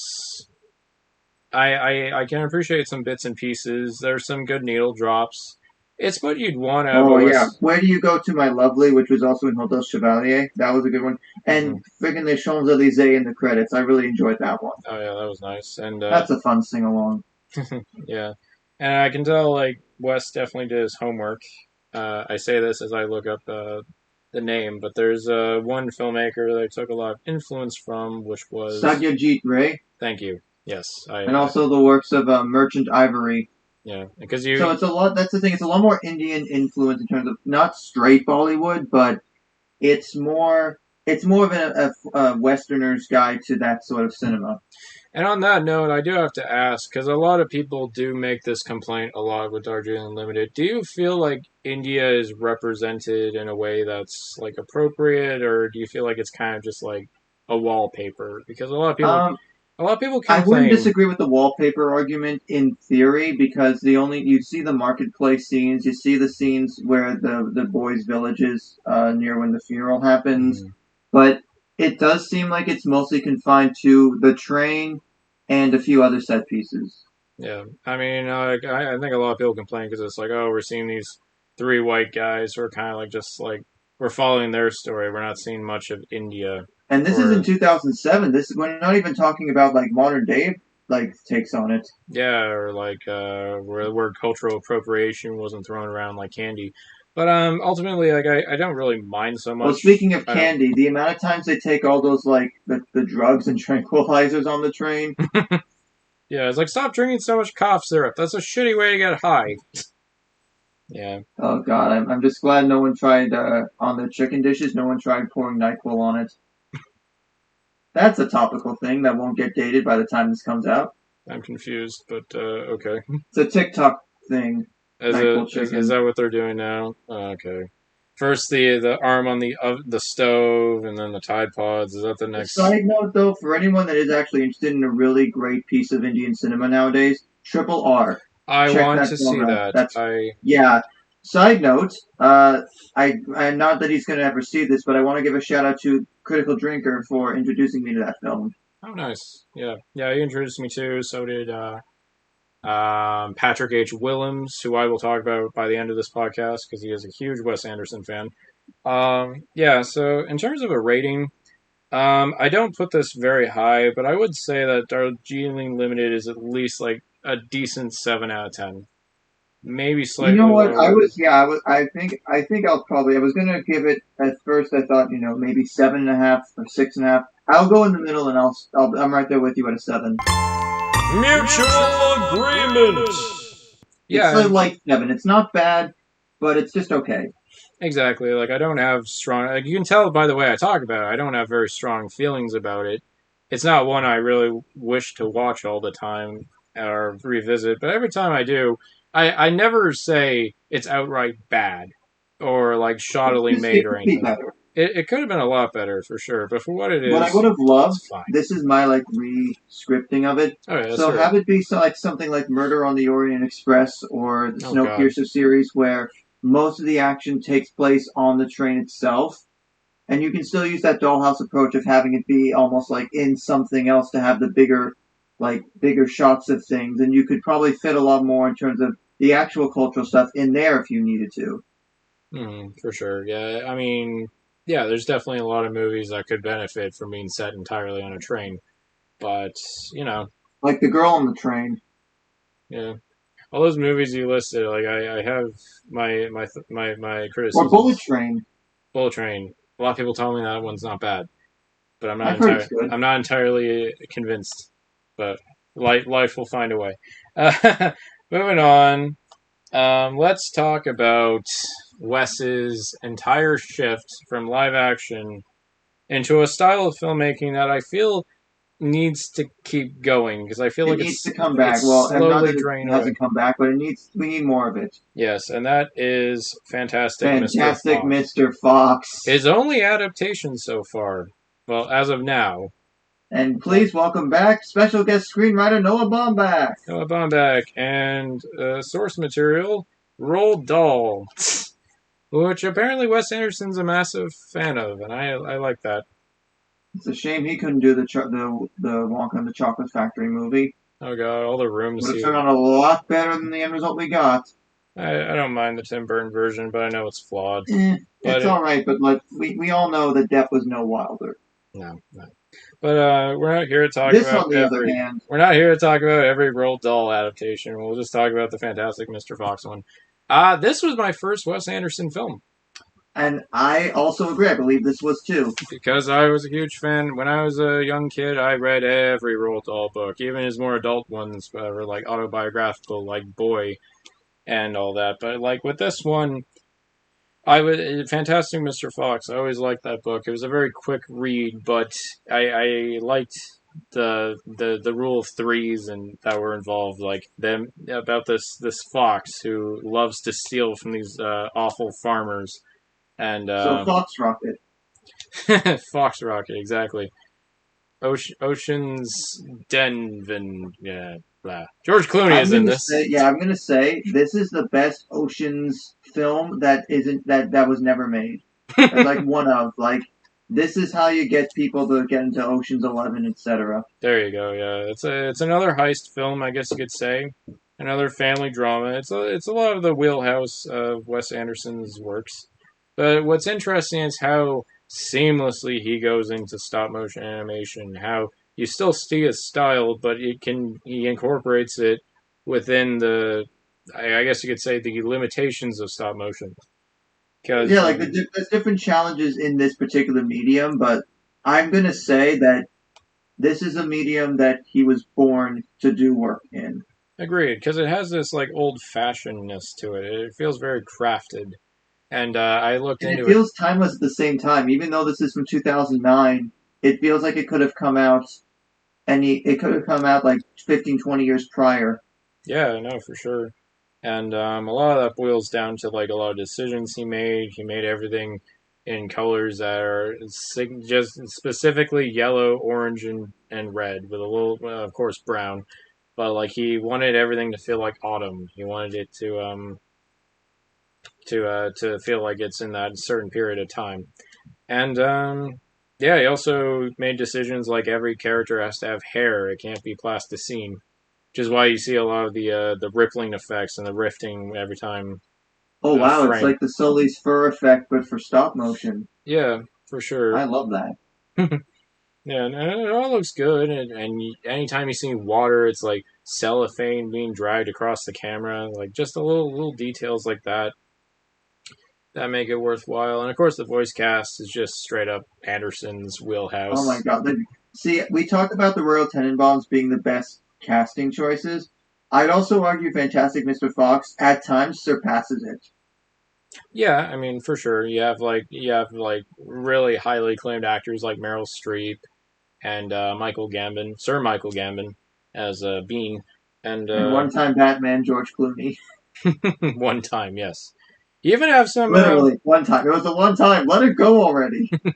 Hey, I like Batman and Robin for all its flaws. I get drunk and watch that once a year. I'm not a sad little man, but yeah, and you even have some like people who are closer to home. You have Wes Anderson has a Yeah, little he plays cameo. Stan Weeds. That's great I that he's didn't. finally doing work in his own Yeah, films. I mean it's probably an easy role for him. It just comes in. It's like, right, Kylie, what are you doing here? You're not supposed to be in here while I'm showing guests. He just talks We like got Owen Wilson again Owen as the Wilson. baseball coach, Yeah, Waffle Bat or whatever the fuck it's wiffle called. ball. Yeah, the And we Wiffle have Ball. Jarvis Cocker, the singer, as a Petey. Oh yeah, the lead singer from Pulp. It's like, You oh, remember that name? what are you doing? What are you doing, Petey? Oh, I was just making up as we go along. You can't just do that, Petey. You can't just make it up. That's bad songwriting. You made a bad song, Petey. And one of the farmers, the antagonist of the film, is voiced by Hugo Guinness. Also remember that We name will for see later. him again. Yes, and yeah, and you have Wes Anderson's brother Eric as Christopherson, Yes. the cousin who comes by, the only one who wears blue in the entire film. Just because he's supposed to look like an outsider. And then you have his Wes Anderson's wife as Agnes, one of the younger foxes who Ash wants, but she's more interested in Christopherson. That would later be his wife. So yeah, interesting. I don't recall her name, More Willem unfortunately. Dafoe, more Bill Murray, Willem more of Dafoe. everything. Yeah, for sure. Yeah, it's everyone. It's everyone. I'm not sure. I don't think Jeff Goldblum's in Oh, this. Adrian Brody was in this too. He was Mouse. Ah, nice. Yeah, there's just like a lot of animation flourishes that I like. I die laughing anytime they dig because it's just them standing going la la la la la, waving their arms. This is how digging looks. Shut up. It's almost like the alligator clap. It's just like loud noises, that Well, kind of thing. I'd say it's more like dig dug anytime. No matter what, no matter where the dirt goes, it's just like there's a tunnel. It's super easy to make tunnels. Nothing collapses when you build a tunnel. Shut up. It's a film. Shush.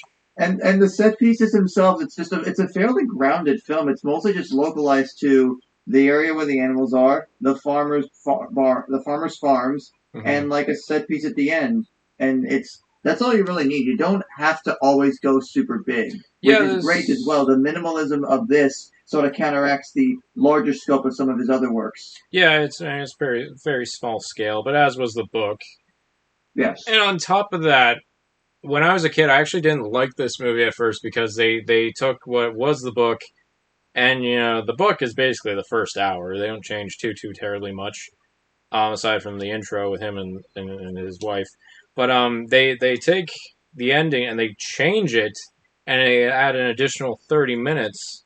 And at first, I didn't like that because it felt like it was like completely out of left field, and this whole battle with like them and the police and the pine cones and all that shit, and breaking in to steal his tail and save his son and his cousin. But what I didn't realize was all those details were actually footnotes that Roald Dahl wrote to make the story longer that he ended up cutting and leaving on the So writing room basically, this floor. is just like this is Fantastic Mr. Fox director's cut. Exactly, yeah. A lot of ideas that he wanted to put in, he later shelved to make That's it. actually kind of clever in a way, taking the scraps of stuff that never was and reimagining it into what could have been. I mean, you kind of have to because, like, Fantastic Mr. Fox is not a very long book. It's not a very complex story, and a lot of the characters aren't incredibly. There's not a lot of depth.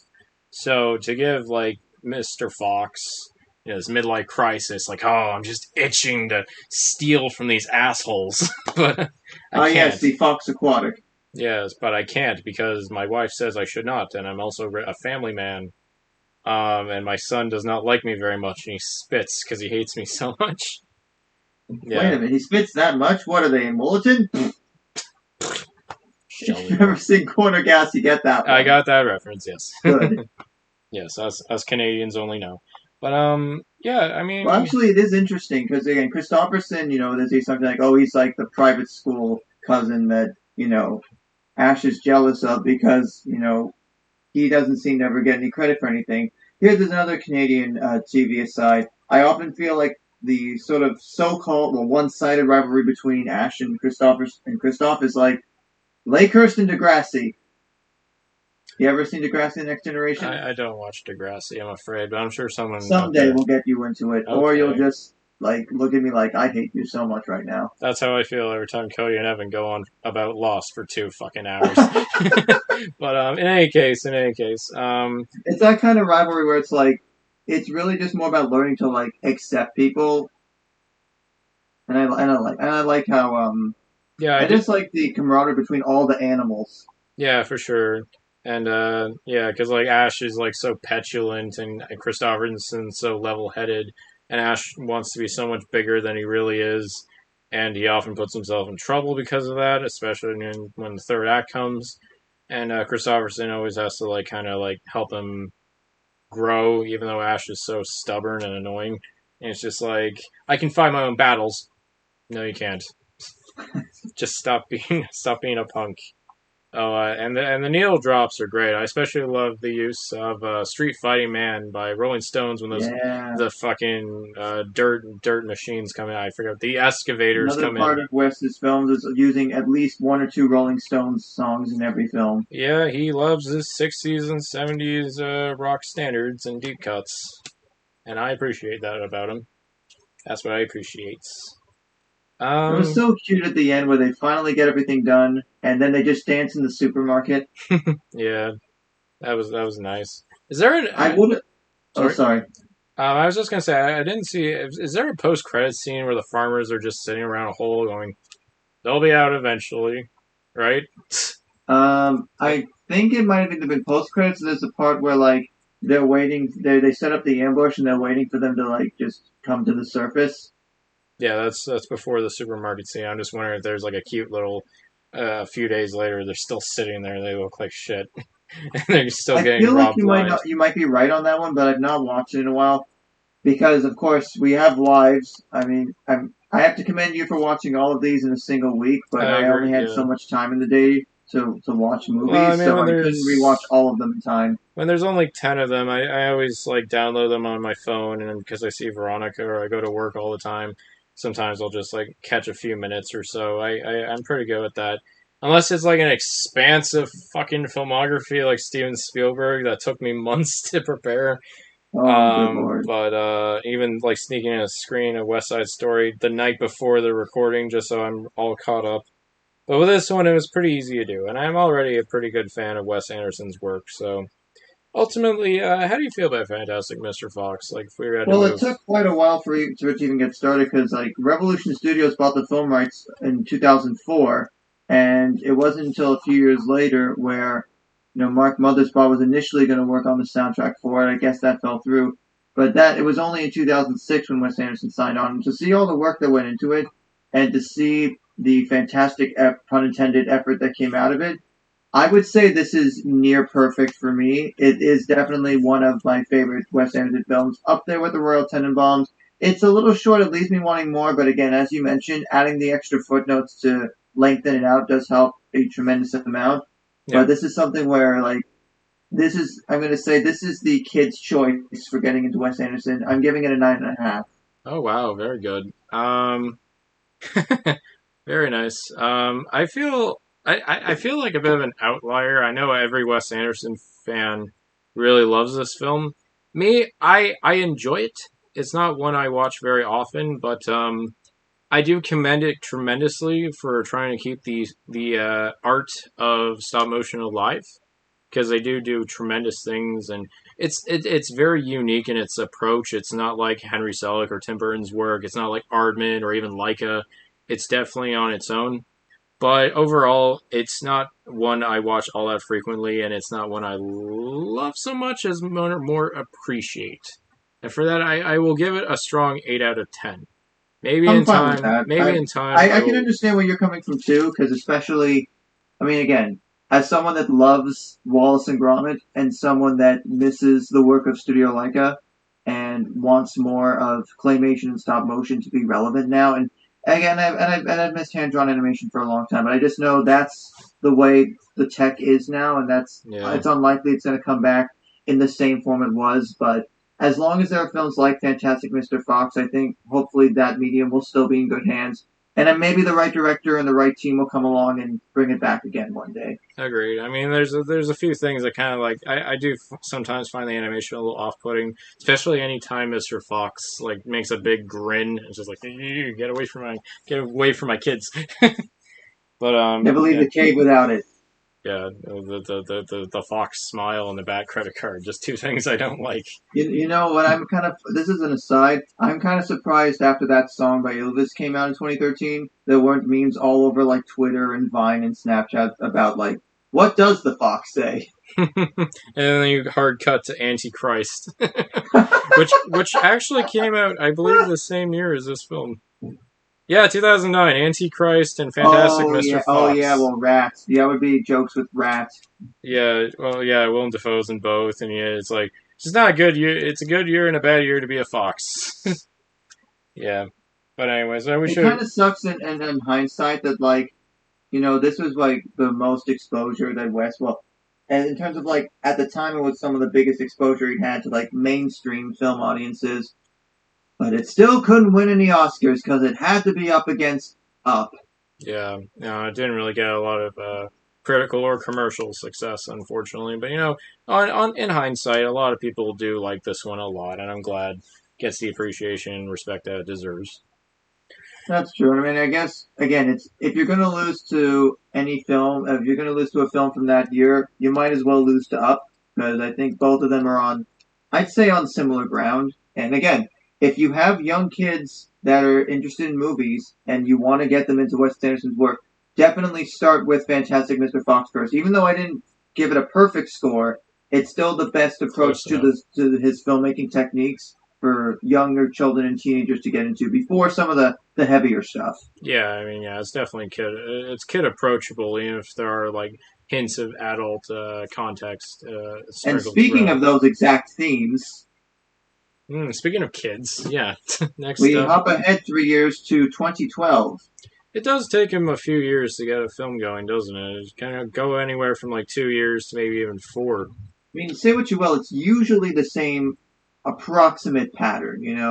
Yeah, He takes his time, and we that's get good. to, I would say also one of my personal favorites, just for the setting and the themes, Moonrise Kingdom. Ah, yes. Story of young love. Well, love between a Boy Scout and not a manic pixie dream girl, but like a very adventurous girl. Yeah. one that definitely doesn't like her parents. I um, mean, what teenage girl doesn't? that's true. That's true. Yeah, there's not really much. I guess we can't really go too deep with the plot. It's basically you have Sam and Susie who met each other at a little recital, and well, not so little. It was actually pretty expensive for a recital. I don't know what it is with Wes and children making plays, but man, when they go and do those plays, they don't It slack. shows ambition. It shows that they've got ideas, and they it's a church performance Yeah, actually. yeah, and it's like despite everything, it's like this is their creative outlet. But they meet, and over the course of about a year, they send each other letters and get to know each other while struggling. Sam's a foster, and he doesn't have family, and he's a scout, and he's not really treated as the best in that group. And then you have Susie, who has family issues. She's like the only daughter of three, her and her three young brothers, and her I believe her parents are lawyers. I believe counselors. I think, I and think that sounds right. yeah, something like that. And they're played by Bill Murray and Frances McDormand, and they're also on good terms because like I think Frances McDormand is kind of like seen kind of having a emotional affair with the Oh God, Herman got screwed twice. what does Bruce Willis's character do again? I believe He he's is, I believe, the police chief. police chief of the island. Yeah, the entire movie takes place on an island called Moonrise Kingdom. That's what the name comes from. So yeah, and so Sam decides to sneak off from his scouts to go find Susie at a very You know what I precise location. realized? Yeah. So Moonrise Kingdom has its own John McClane. We're gonna call it Moon Hard. Moon hard. Yeah. And it wouldn't be a club without Edward Norton because he's the camp counselor or Oh yeah, the the Scoutmaster. scout master, right? I am not used to seeing Edward Norton play wholesome people, like people I would trust around my kids. Like there's this and Death to Smoochie, but then you see like Primal Fear, uh, Fight Club, American The oh History 09 X. Incredible Hulk, or was it 08? Whichever one that one was. I think this was post MCU, so this was after his like short stint as the Hulk. It's just a nice, wholesome setting. You know, when you were talking about one of them, Fantastic Mr. Fox, you said it's more like an autumn film, and I see Moonrise Kingdom as more of like a spring, literal spring slash summer film because I think we all can either relate to or have had experiences that feel like Susie and Sam's. Yeah, for sure. I mean, like they're at that age where like they're just barely starting puberty. There's still like there's like an innocence to it, and they don't know how to deal with their problems, so they feel like running away is the most sensible solution. There's like a real charm to it for sure. There.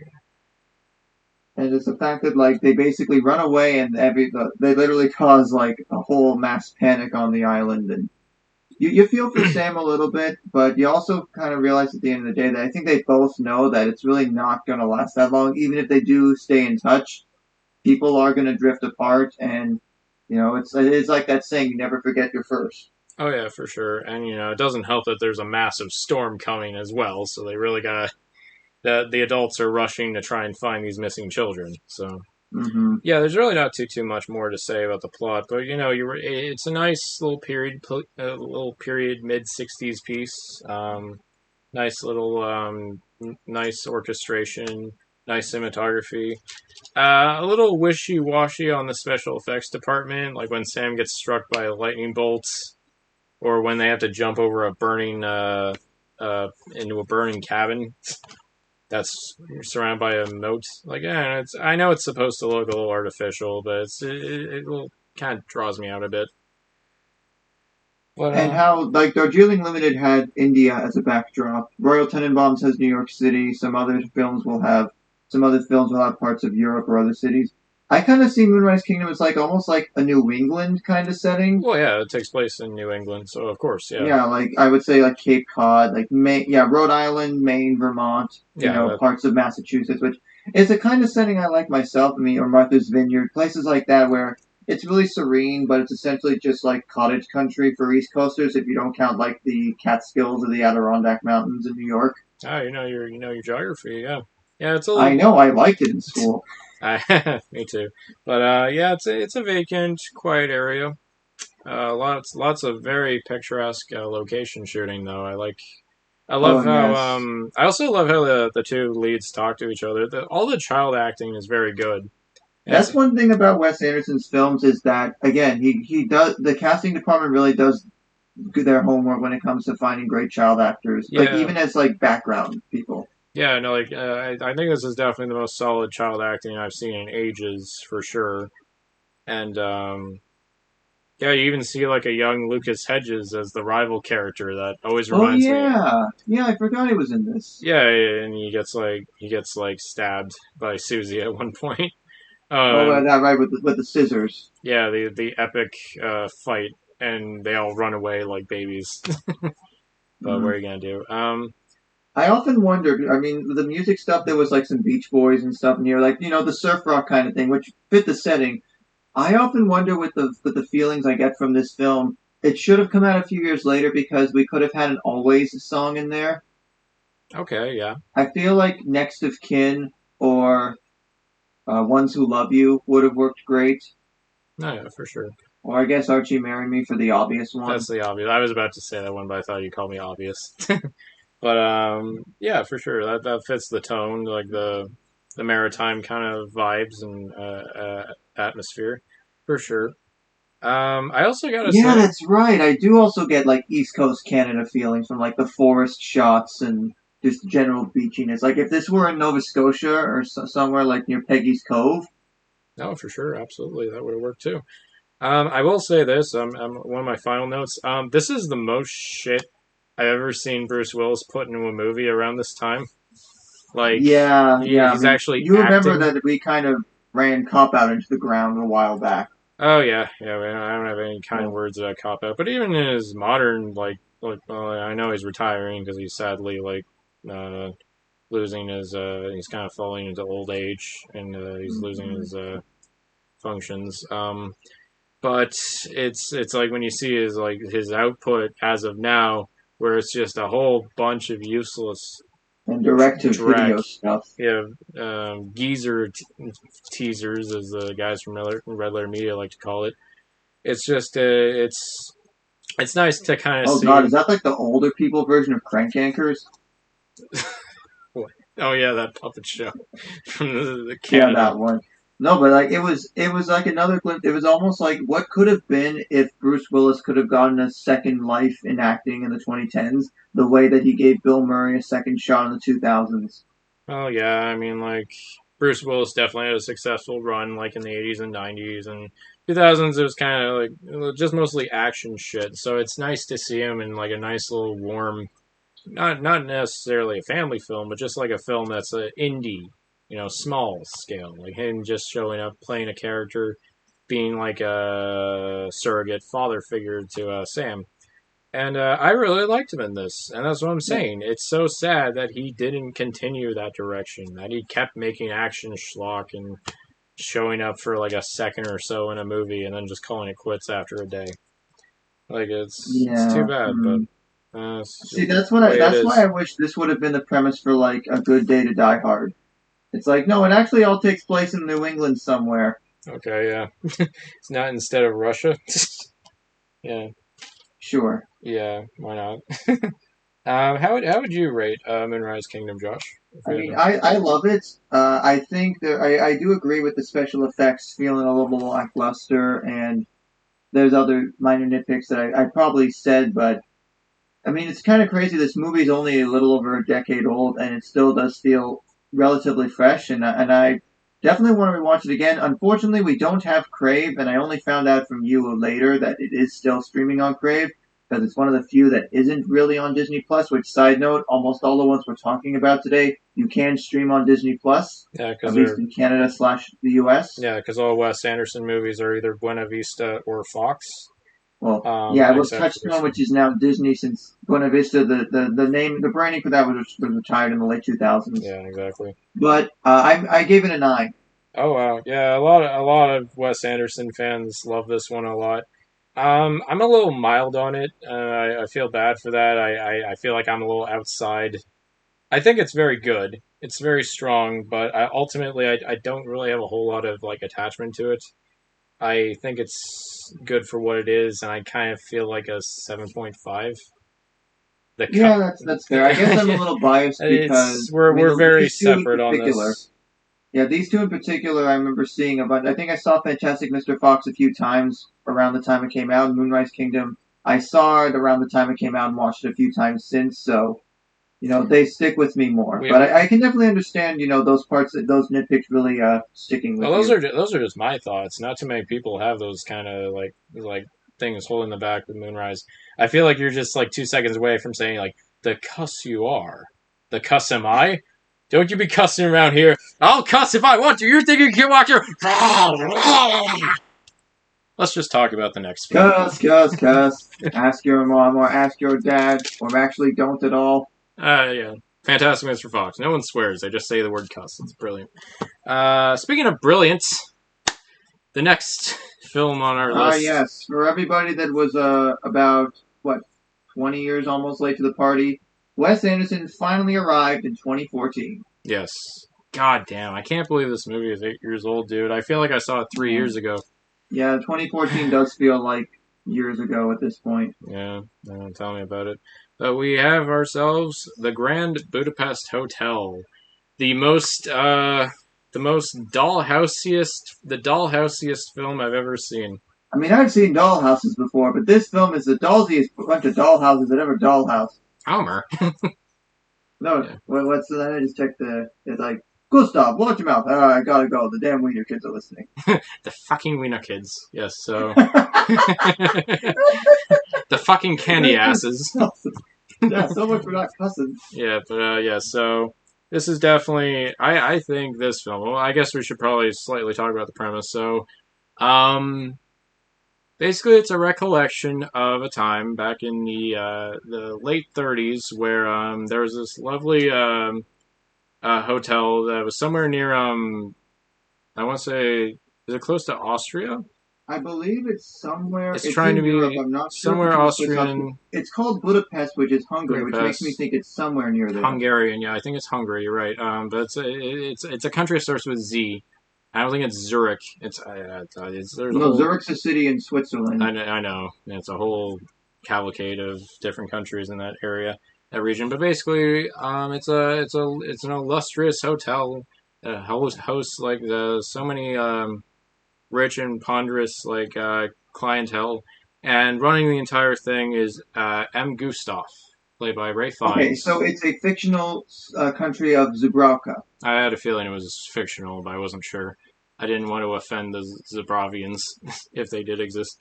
But yes, and as he's running the hotel, he comes across a young lobby boy named Zero, who came from a really harsh background of dealing with wartime, and he emigrated to this country to find work. And he stumbled upon this hotel, and he was so entranced by it. And what they have in common is how much they love and adore this location.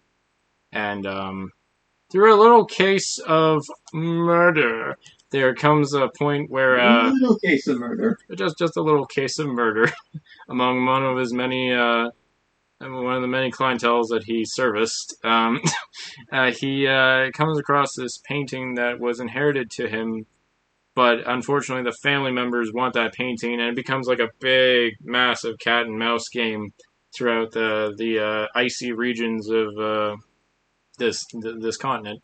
And yeah, that's me trying to boil down the plot as small as I can. But really, it's just a tale of a young man and a father figure, and how they go on a very incredible journey together A grand adventure. a grand adventure through perilous plights and Meanwhile, one and of lovely thinking, I'm gonna delights. steal this painting. Painting, yes. Oh, jeez. So, my God, Wes Anderson, you've finally unlocked your full powers and made one of the most visually appealing movies of the 2010s. Um, yeah, where would you like to what would you like to talk about first? I mean, well, obviously the setting, just even the outside. I mean, I think we've seen in some pieces of media since that that hotel is pretty darn exotic. Like there's It's like pretty the darn characters as violent well. too. Like you really get to understand Zero's perspective, and it's almost this whole entire world that's been opened up to him. Oh yeah, for sure. It's a great opportunity, and the set design itself. It's like there's just so many warm magentas and purples and violets and light pinks. I've never seen a film use those colors quite like this one does. It almost reminds me of the closest example I can give. I don't know if I've told this on the podcast before, but there's a story. When I was in ninth grade French class, we went to the movie theater on a field trip to see that Marie Antoinette film that Sofia Coppola did. Oh yeah, yeah. Similar color scheme. I haven't seen that movie, but I've seen clips. I can kind of see. It's And not bad. I mean, granted, it is the closest thing I can imagine to if Wes Anderson did a film around the French Revolution at that time. that's true. That's true. Well, he does do a French Revolution later in a certain other Not the movie. exact, Not the not same that one period though. of time though. But you're right. Yeah, and what I really like about this film is that it's very poetic, but also it can shift on a dime and just be as blunt as possible.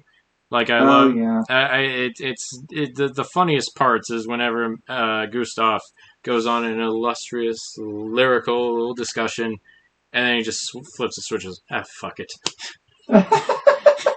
Uh, It I've just had all this. the delivery of some of these lines, just like you have all this narration, all this grand flowery language, and it just could have saved you like 30 seconds and just done something. Yeah, and just like split the boat. It's like, oh, this painting is one of the loveliest things I've ever seen in my life, and I have such an attachment to it. But in all honesty, we should probably sell it on the black market before the price goes down. Yeah, there's no telling. We're in wartime. There's no telling what could be next in our future zero, and we must always think ahead. And yeah, no, I just love all the journeys that these two go on while being hunted. And oh, and Willem Dafoe is this evil hitman, and Adrian Brody is like this like petulant like family member that thinks Gustav actually did kill his like relative.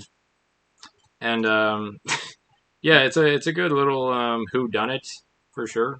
And On again, top this of is things. another interesting example of starting with this film. You get some other uh, people that will be in future films in the 2010s and 20s. You've got Saoirse Ronan, Tilda Swinton, Tilda Swinton for sure. Yes. Léa Seydoux, Yep. Yep. And forget his name. He plays the ex guy. He's in French Dispatch. Mathieu Amalric. That's the one. Yes, he shows up again. I And love shout out to Satan from Little Nicky, Harvey Keitel. Harvey Keitel is like a prison. Oh yeah, the whole prison sequences. My goodness. There's one bit where he's like serving soup, and he gives it to this really big guy who's like really quiet and he just hates him. And you think that's such a small thing. Why is that in the movie? And then it just pays off like 30 minutes later. I'm like, Well, aha! I love that though. You It's like cover your these bases, characters you Wes. don't even think to pay attention to. They end up serving some purpose. Well, that's the thing. Like, I love the It kindness gives of you hope. these. I love the kindness and general hopefulness that these two characters exude in a time where like everything's uncertain and everyone's being pitted and fascism's starting to rise, and these two still remain like Gustav, especially despite having like a really unclear backstory compared to Zero's. He has like this breadth of optimism that he really tries to exude at the best he can. He wants to see the good in mankind, like especially in those train sequences where they keep getting stopped, and he tries to like defend Zero despite being an immigrant, despite himself, despite being like openly bisexual. Like there's like he doesn't like prejudice, and he knows it exists out there, and he tries to look past it and see the good in mankind. And yeah, it's great stuff. It's much like Royal Tenenbaums. This one is very emotionally involving, and even though it's incredibly decadent in all sorts of flavors of visuals and Oh storytelling my god, I haven't techniques. even had dinner yet, and you're making me want dessert. Oh yes, this movie always makes you think of like fresh baked Well, yeah, I mean, cookies or the character of delicacies. Agatha, it's like I feel like her job is to just make you hungry for dessert. Yeah, she works at a little Well, and smuggle weapons into desserts, but still. that too, yes. And oh well, one of my favorite scenes is when after using the crossed keys, the secret Yeah, society of Society of concierges. the Crossed Keys. Yeah, where Bill Murray comes in like, I will help you get through the country despite the fact you've escaped from jail. It's like, oh, how can I repay you? Zero, what do you have for the man as sacrifice? A couple of coins? And Bill Murray's like, oh, don't.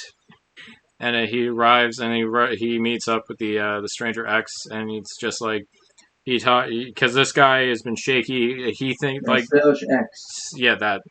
sorry, I keep forgetting his name, but it's just like he thinks that he's responsible for the whole reason why he's being hunted by these maniacs, and it's just like, all right, so what is this all about? Well, you see, there was a will, yes, but then there was also a And there second was will. a way. And when you put the two together, get out. Yes, and it's like, okay, there was a second will. Yes, there's a second will. So what does the second will say? Well, you see, the second will is crafted in the case of murder, so it is very imperative that I tell you this. And he just stops, and he's like, well, what is it? Spit it out, man. We traveled across the fucking country! Don't leave us in fucking suspense! Oh my goodness, he fell.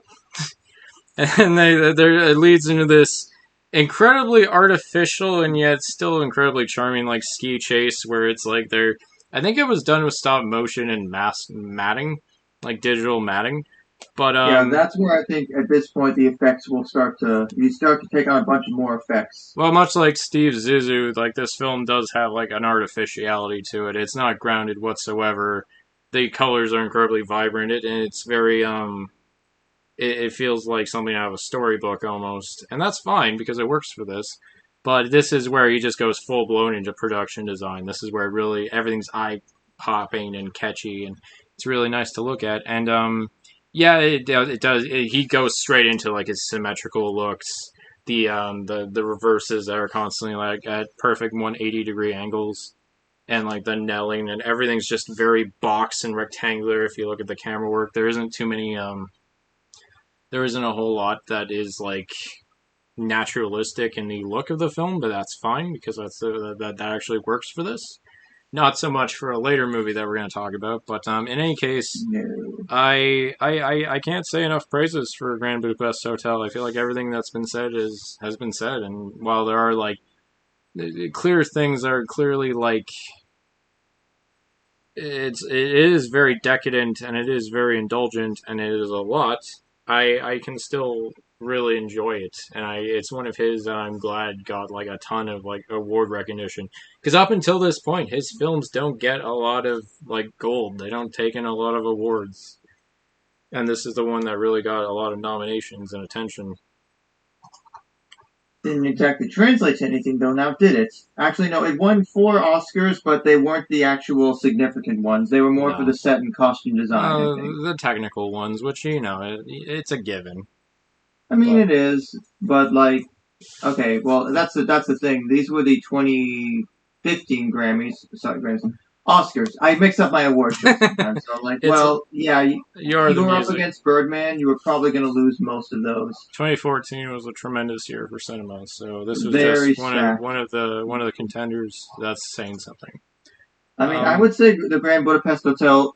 I mean, for me, it's a little more complex because the prior relationship I was in at that time, she was a big Wes Anderson fan as well. So a lot of that relationship was kind of defined by his filmography. And since this was the most recent film at that time, I did see it around then, and I really enjoyed it then. I'd say it's mostly held up. Obviously, there's been different parts of it that I've sort of reassociated with now that I'm married and all. okay. But I still think I really do enjoy it.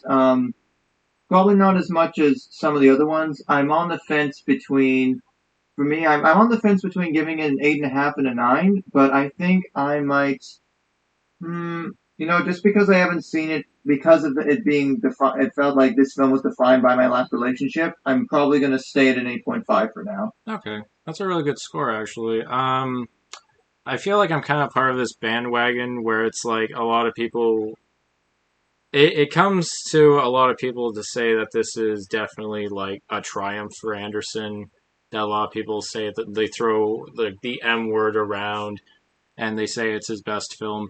I prefer Royal Tenenbaums because it's a more emotional ride for me, but on a pure spectacle level, I have to say this is like one of the best looking Wes Anderson films. Has some of the best acting in his entire oeuvre. Has some of the best like elements in play.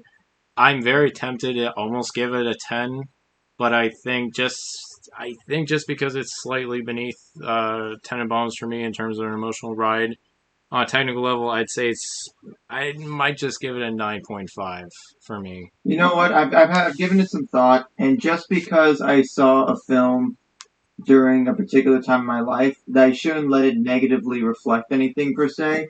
However, I also don't think I've seen it since 2015 or so, so it's been quite some time. That being said, I think I'm going to call an audible and raise my score a little bit.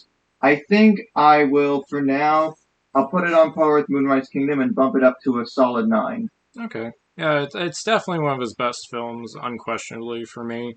A lot of people agree as well. I've looked at many ranking lists, and many people say it's a toss between Royal Tenenbaums and this, or even like Moonrise Kingdom for like the number one spot. Those three are usually in the top three in most lists I see, along It with does feel really satisfying, though. I guess as someone, I mean, I'm sure you got into Wes around like Fantastic Mr. Fox, but for those that were into him from like the late '90s, early 2000s, to finally see everyone else come around to what you've been into for such a long time, regardless of what medium it is of entertainment, it feels very satisfying nonetheless. Yeah, I would say I got around Wes Anderson. Like, I really got into his work around this time, like back when I was in film school, like from 2013 to late 2014. So this was a good time to watch it, and I was being recommended all the time by my professors and my colleagues, and it was a wonderful time to like get into his work, honestly, because everyone was talking about his style and his approach and his like auteurism. And I would honestly say the Grand Budapest Hotel is actually one of those movies that, like, if you put this on during the winter holidays, you'd be hard pressed to find a better source of entertainment. it's an excellent winter film. You're right. There's so much use of snow and mountainscapes and long shots of like the countryside and being on a train during snowfall. It's lovely. Um, yeah, I suppose we should keep going. I believe we are a We only have two more. We can do it, Lyle. We can get through this. 4 years later. I have one simple question for you, and it is 5 words. Okay. Who let the dogs out? Weston.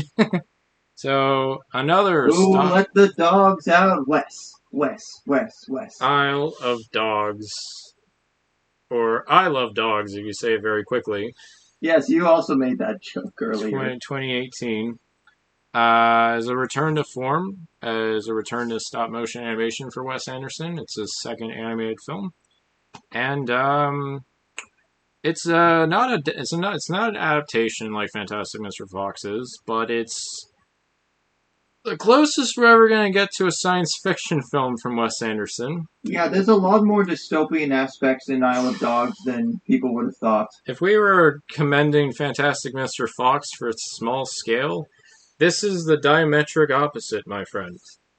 Because goodness gracious, we have it's set in not too distant future of Japan, where dogs are basically completely illegal. Like you can't Well, have there a was dog. an outbreak of some disease An that outbreak. basically they exile a certain species of thing to contain it.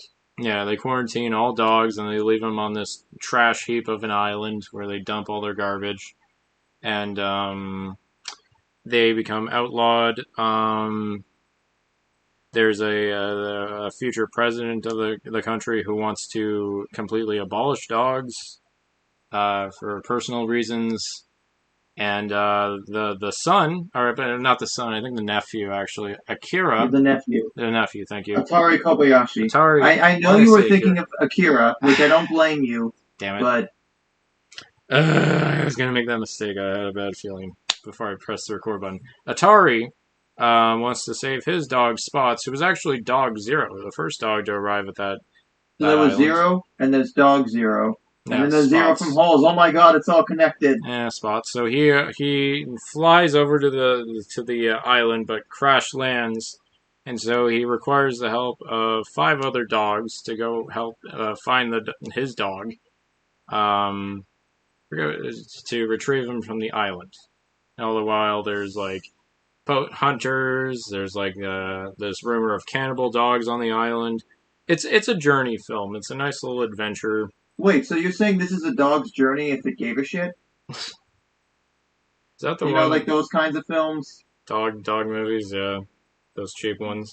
Yeah, but no, the this, inspirational ones. yeah, the Hallmark ones, yeah, the Boy, bad this ones. really took a turn, didn't it? I feel like we need to get back on track. So, uh, I feel like we just unpacked an entire novel's worth of exposition here, but on the whole, I like this movie's like presentation. Again, I actually think it does a lot with what Fantastic Mr. Fox did, and kind of evolves it. Actually, I feel like it's even more advanced in terms of its presentation. Um, and then we have like the cast, basically every regular you can imagine. You have like Bill Murray, Edward Norton, Bob Balaban, as well as Jeff Goldblum. I don't think Owen Wilson was in this one though. He was going through No, some. no Wilson, no, the Wilsons could not be reached for comment. Yeah, this was kind of during like kind of a dark Roman period. Coppola again, which he was also in Fantastic Mr. Fox. Angelica Houston again. Oh well, she kind of. I think that's like a joke credit. She plays a Yeah. mute dog, so I don't know. F. Murray Abraham again. Yeah, Harvey Keitel again. I was really impressed by the A-listers they got for this. So of course you have Heisenberg. You got Bryan Cranston as the main dog chief, and then you also have Greta Gerwig as the pro dog. as the Deus Ex Machina, as I will get into with my critiques of this. Yeah, the foreign exchange student from America. And we got comes. Black Widow Oh yeah, in this. Scott Johansson as a love interest dog. Yes. Um. Oh, and Liev Schreiber as Spots. That was a neat Yeah, thing to see. that was Liev Schreiber. What was it? Ray something. He's in this. He was in this show at the time. Ray Donovan, I think it was. Okay. I am not Yes, familiar with that I'm show. pretty sure it was Ray Donovan. That was yeah, Ray. Yeah, that was right. All right. Yeah, but I feel weird. Like I just watched this movie last night, and I don't really have a whole lot of. Oh, bonus good. You don't material. remember much about it either. I don't have much to say. No, unfortunately. So, what did you think about Yoko Ono being the shining beacon of this movie? I did not expect her to appear, but it was interesting. She doesn't have a whole lot to do. Her husband gets murdered by the government, and Oh, that took a turn. yeah, her character's. I meant her character, but yes, I hope she wasn't just cast for that. But No, I'm pretty sure at this point, I'm pretty sure it wasn't. As a dog person, I certainly can respect the premise behind this for sure, and I guess I respect that they actually really went for like trying to involve the Japanese aspects of the setting and of course of the Japanese cast members into this, so you get an idea of what they're saying, as opposed to the Darjeeling Limited where you didn't really get any idea at all. yeah, they definitely try to show the culture and the language as much as they can without using subtitles, and they often have like a translator there to kind of interpret everything for us as an audience member, which is helpful. Oh yeah, Edward Norton again, by the way, and Jeff Goldblum. Oh yeah, I mentioned them for sure. Oh, you did? Okay. Yeah, I don't know what to say. It's puzzling because like the effort on display is clear, and I do like some of the set pieces and like a few of the musical choices, especially a lot of nods to Kurosawa. There's like an entire two sequences that use music from Seven Samurai. Yeah, that I actually would think Seven Samurai is kind of close to this because I think are there more than 5 dogs on the screen at a given time? There's 5 primary dogs and spots as well, and then you also have like um, one dog spots who has like a teeth gun thing. You can shoot explosive teeth from his mouth. I don't know. Ooh, I like that. See, more animes need that. Teeth guns. Yeah, he fights robot dogs. Oh god, the anime of the Fairly Odd Parents would be ridiculous if Chip Skylark was a character. Mm. You know, my shiny teeth and me, that whole thing. Yeah, I don't like Fairly Odd Parents, but I'm sure people will get that. Look, that's what came to mind, okay? Okay, that's fine, Unfortunately, this isn't giving me much to work with. I know, that's the thing about this film. I like elements of it. I like the fact that anytime anything's shown on a monitor, it's hand-drawn animation as opposed to stop-motion animation. There's a few character designs that are interesting. But overall, I don't know. It just rings a little hollow as an experience. I don't know what to say. In hindsight, I'm sure because it was 2 years before, how would they have known? But the whole idea of quarantining things because of some outbreak of some disease, I guess little too topical I don't now. know, for like a 4-year wait. it's something, I guess. I don't know. I just don't have a lot to say about this one, sadly. I It's don't know if definitely a tonal shift for sure. we have been It's talking ambitious about. in that regard, but I mean, I remember seeing in the reviews at the time that a lot of people felt that the white characters were like too much the central focus, A and little I mean, savory. and the Yeah. character of Tracy, she's this foreign exchange student that has like an afro, and I'm not sure if that was meant to be a commentary on the whole Japanese obsession with American culture, or even the whole Harajuku girl thing that Gwen Stefani started in 2004. Yeah, or like the complaint. Yeah, there are a few complaints here, much like Darjeeling Limited, where it's like, is this truly like the best representation for the Japanese culture? Is it appropriation? Huge debate about that, and like Tracy as a white savior kind of character. I do see, like you said, with the using the music from Seven Samurai and the Kurosawa influence. I also see some of the Miyazaki and the Hayao Miyazaki and Studio Ghibli influence too. Yeah, It just makes me wish that there was like a proper Studio Ghibli and Indian Paintbrush slash Wes Anderson collaborative project, because if it was actually fully there, it would have turned out a lot better, I feel, than this did. Because yeah.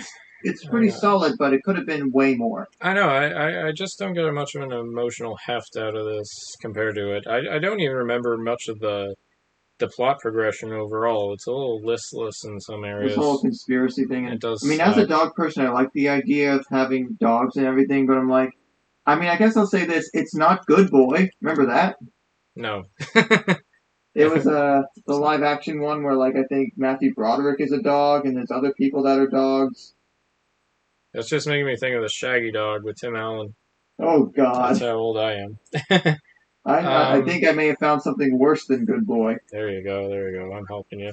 But in any case, yeah, it's I don't know. It's weird because it's not lazy. It's not shoddily made or anything. But at the same time, I don't have a strong opinion of it, which is kind of how I feel about the next one too. But to kind of cut ahead, but Isle of Dogs, I would probably give like at least like a 7.5 just on the You know technical what? levels. I'm also there too.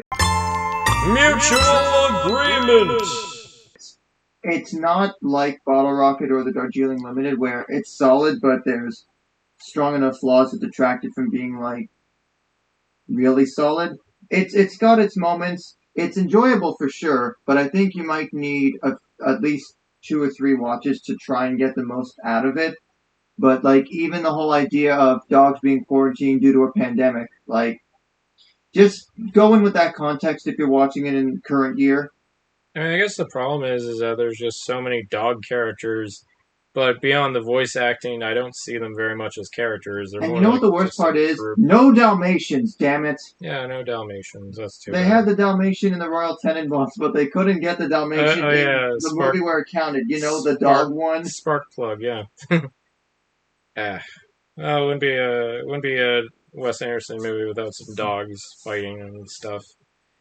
I hear that's kind of like I'm a actually surprised because that movie Good Boy used that song Good Lovin' by, I think it was the Rascals, the Young Rascals. I'm surprised that, a movie with dogs in it didn't use that. Would have been a um, good needle drop for this movie if it did. yeah. The needle drops are a little limited The in this Rascals. comparatively, especially compared to like Fantastic Mr. Fox. But the score is solid and all that. I like all the sequences with like the drumming. That's pretty well animated. And you as a drummer, I'm sure could testify. Yeah, no, I wouldn't disagree with that. I hope someday though Wes Anderson does actually consider like can come up with a proper anime concept, because I mean I'm sure Netflix or Disney Plus or any other streaming service would love to have that kind of content on there. I will talk about Netflix later, but in any Oh, we case, will. yes. But in any case, yeah, I know you've been saying for a while that a hand drawn Wes Anderson film would be quite something, given his breadth and his attention to detail. Um, this next one kind of does that. It kind of delivers on the premise, and we are now in 2021. And we're now out of the 2010s, now into the 2020s. And for those that thought some of these other films were, too deep and too smart, I don't think you've seen anything quite like The French Dispatch of the Liberty, Kansas Evening Sun, or simply The French Dispatch. There you go. That's all that needed to be said. Yeah, his latest film that I remember when I saw the trailer for it, I'm like, I don't know what this is about, but I'm excited. And then I saw it, I left the theater, I'm like, I don't really know what this was about, but I saw it, and it was quite something to see in a room full of people who are clearly in the know with Wes Anderson, that clearly appreciate his craft, because a lot of them are like, ha ha, or yay, or ha ha ha, during the appropriate moments, not the inappropriate moments. Um, in terms of how to describe the plot for this one, it's an anthology, and I would say it's a love letter to basically publication journalism, like stuff like the New Yorker, which gets brought up a lot. Yeah, I was gonna say I've read a little bit of the New Yorker, but I think for those that like satire, read those sorts of publications, I think this movie is certainly more for them, Oh, maybe absolutely. than it is for someone like myself. Yeah, exactly. Like I know I come in a little cold because I never really read the New Yorker. I'm not really much into magazines or even newspaper writing for that example. Like journalism is not an area of writing that I'm very familiar with. I'm more into like fictional writing or something like that, creative writing. But like I think Wes Anderson has like a very deep love for this because my God, he doesn't slack. Oh, perhaps even a little too deep sometimes. This is the one that where it's like unlike Darjeeling Limited, I feel like this one is very styled over substance. Like this is the one where I Oh, wait, is it? I feel the same way when I started it. My emotional reaction to it is the exact same when it ends, which is I really mean, a shame. credit to him and to the production crew because the small town that they filmed in, I'm just going to get it here. It They starts with an filmed in the A. city of Angoulême, Yeah, which is that's in right. southwestern France. Like they capture that feeling of a French city. It's not quite Paris, but it's near Paris, where you get a lot of that same feelings that I did at the end of Hotel Chevalier.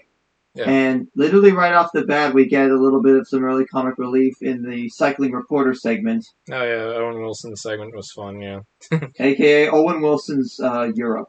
If anyone knows who Rick Steves is, good job. Yeah.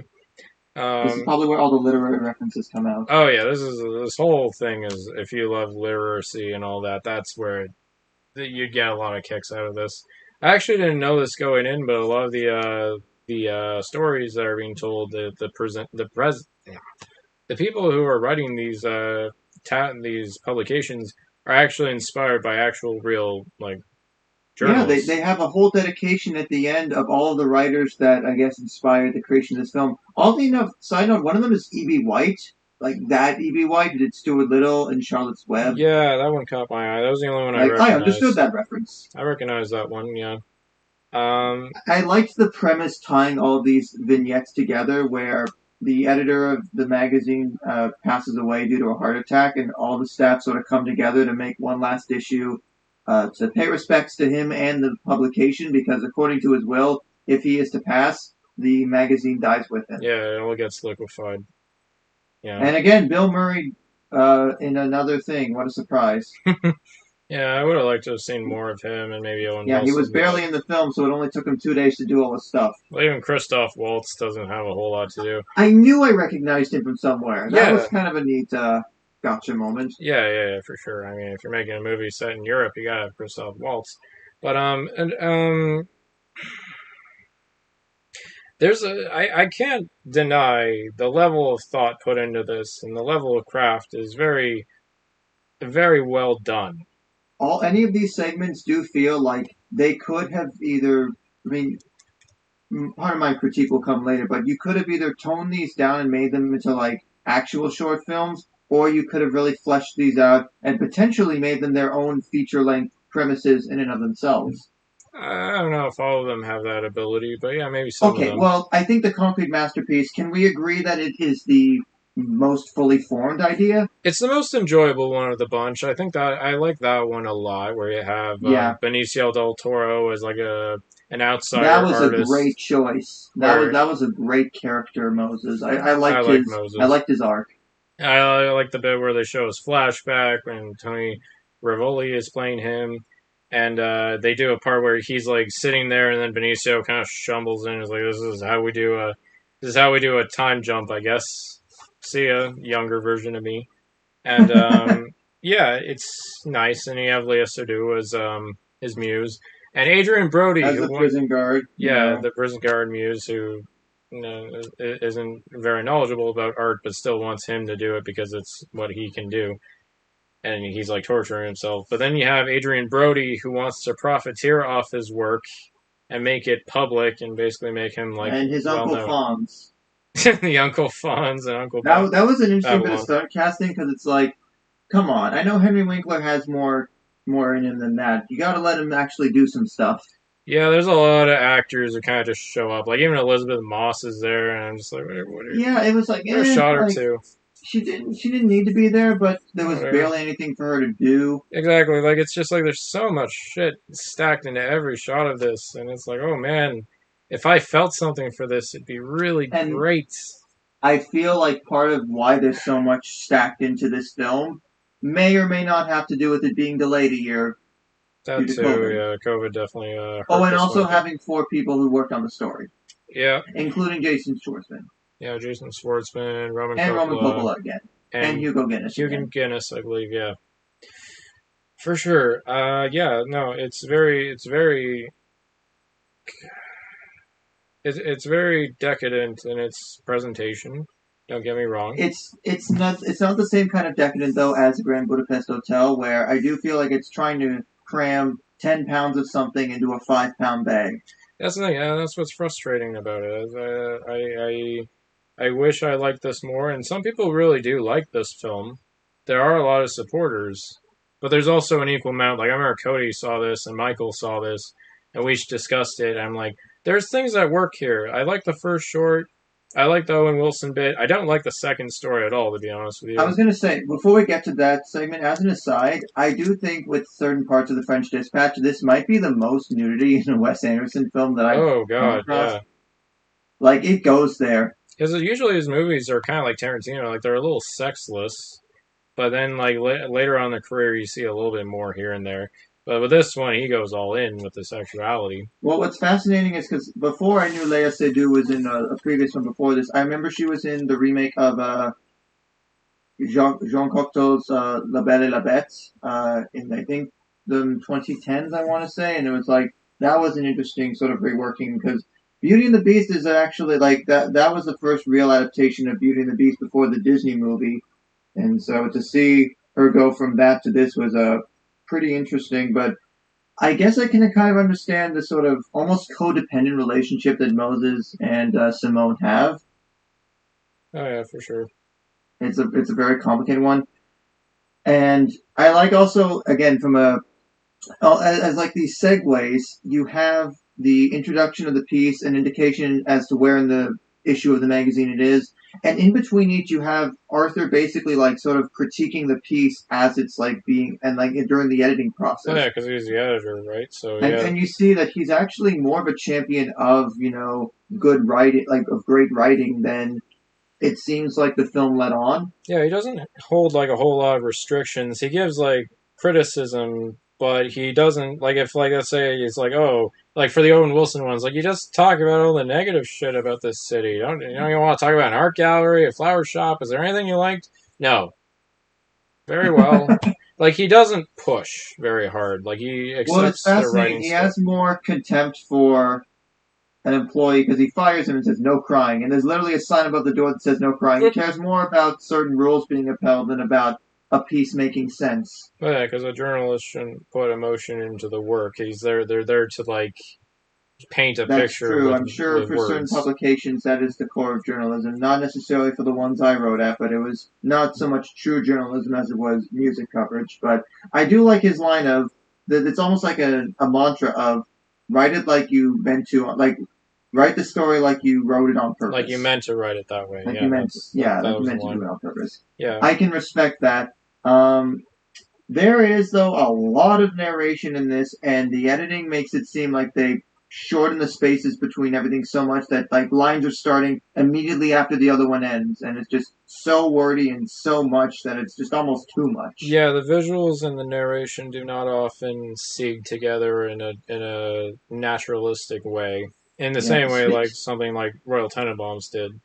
But like, Speaking of revisions to a manifesto, that segment felt like a lot of wasted potential. it doesn't really go anywhere. You're right, and No. credit to seeing Timothy Chalamet, Frances 2021. McDormand does a decent enough job, but it almost kind of feels like this whole exchange between her and Zeffirelli, it basically is Rushmore during the. It sort of is Rushmore if Max was to succeed, Yeah, I guess, and which go is with it. kind of like you're literally going against the whole crux of that, and then just Yeah, it's a little and weird. yeah, Clemens is kind of a hypocrite. Yeah, she is. But like, and then you have Timothy Chalamet, 2021, big year for him, eh? This and Dune. Yeah, I'm Um, gonna call it appelle-moi sur ton nom, which is call me by your name, but literally in French, because that's what this felt like. yeah, basically. Except not so LGBT-ish. But Well, there's like I also didn't like not Lisa Simpson, aka Helmet Girl. Helmet Girl. Yeah, I don't know. She's just there. I didn't She's feel just much there to for be the really left-leaning person. the contrarian, yeah, who just argues with everyone.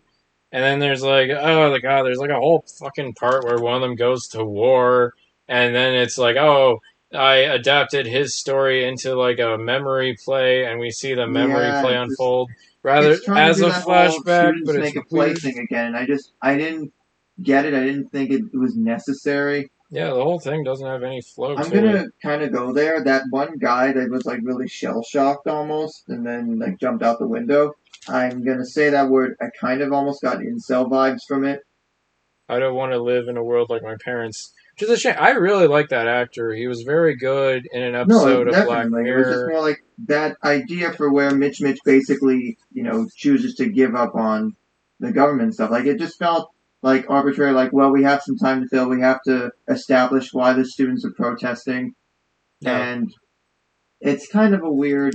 It's like I don't, Kremens just kind of seems like she's there again. A lot of these, I mean, granted, Tilda Swinton's character in in the Concrete Masterpiece, at least her sort of set what's way through, like the set through the transition piece is like she's talking about Moses she's in giving a almost some sort of seminar. university Yeah, lecture hall. So she's explaining the story as it goes, but yeah, like almost like a narrator. Hers, and she was entertaining too. Like I liked her yeah, it was performance. that line that you were telling me that was just like a hilarious aside. Like, were you interested in that? Like, you seemed like you kind of wanted it to go somewhere.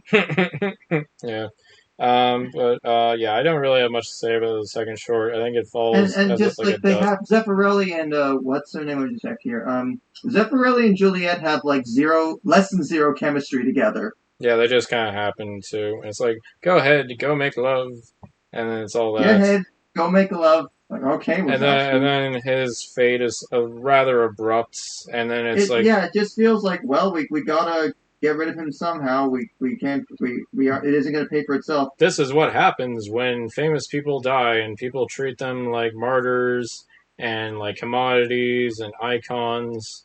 And this is like it's celebrity culture on history, like Che Guevara or something like that. It's like, okay, I Yeah, kind of like get it, but sure. how can Crements establish that she loves Zeffirelli just from that? Like, just because you strongly disagree with someone, it doesn't immediately turn to love. Is that one of those like French film tropes where like strong conflict equals actually love underneath all that? No, I think the point of it was is because she got so involved with the story, like she seduced him. She basically put her own words in And his here's to you, manifesto. Mrs. Crements. Yeah, da da da da Yeah, da da da. yeah. She got a little too involved in this story, and it ended up.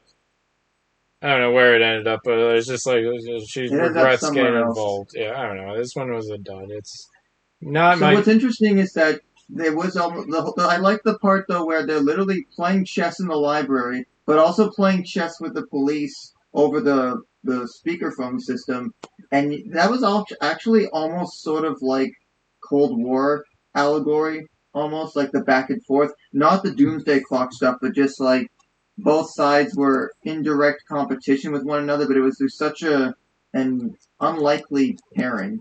Yeah, yeah, for sure. That's all I have to say about it. Really, the last segment though has its moments. I The think it's the most tender of the bunch. The The private dining room of the police commissioner. I will say has one of the best visual shifts I had seen in a while. Yeah, I mean, you have Jeffrey Wright as a reporter. Joseph Roebuck, I believe his name is.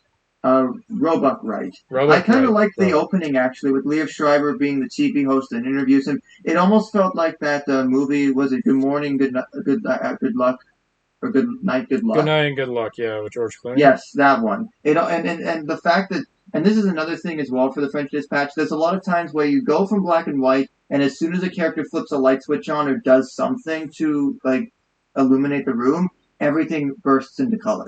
Yeah, that I didn't understand always the intention behind it sometimes. Felt like, and I think I've seen this in a lot of the influence aspects and what reviews have said. There is a lot of French New Wave influence Oh, for sure, in for some of sure. these, which especially timely given that unfortunately we lost Jean-Luc Godard a few weeks ago. Yeah, that was sad. Well, I mean, Wes Anderson's always had European influences. Like Well, yeah, I mean, his looks. he lives in Paris most of the time, so I felt like it was inevitable that a movie was going to come along that would capture most of that. Yeah, and yeah, I mean, I like Stephen Park's character. He doesn't have a lot to do, but like the way they use his character, especially Yeah. in that. Small lines, big presence. It's never a bad adage to go by. Yeah, but even like the deleted scene that they didn't want to include in the original publication, I don't know why, but I just really like that scene, and I'm not quite sure why Roebuck didn't like that bit, but I don't know. I guess because he wanted it to sort of, he didn't basically want to imply that, yeah, I almost died, but it was a flavor I'd never had before. It almost, maybe he, It I was don't a little know, too maybe, sad. Maybe I don't as know. far as I can tell, it's almost like the ending of Ratatouille, where like it takes him back to that time. Like it's a flavor that he had never experienced before. He didn't think he could experience an emotion like that again at Mm. his age. So yeah, maybe it was a little too sad. I But did. I definitely like Roebuck as a character. He's very fleshed out, and you feel the connection between him and, as it turns out, the prisoner du jour, the Abacus, Yeah, Willem Dafoe. or Albert, but Yeah, yeah. Abacus is just cooler. Yeah. No, no, Jeffrey Wright knocks it out of the park. I think he was my favorite performance in the film, to be honest. I kind of liked the kid that played Yeah, Gigi, Gigi. Yeah, he was a the highlight commissioner's too. son. I hope he keeps working. He was like fantastic. It was like another version. It was sort of like another Sam from Moonrise Kingdom. Like It's like he plays a Sam decent and enough role, but he makes the most of it. it's like Sam and Max put together.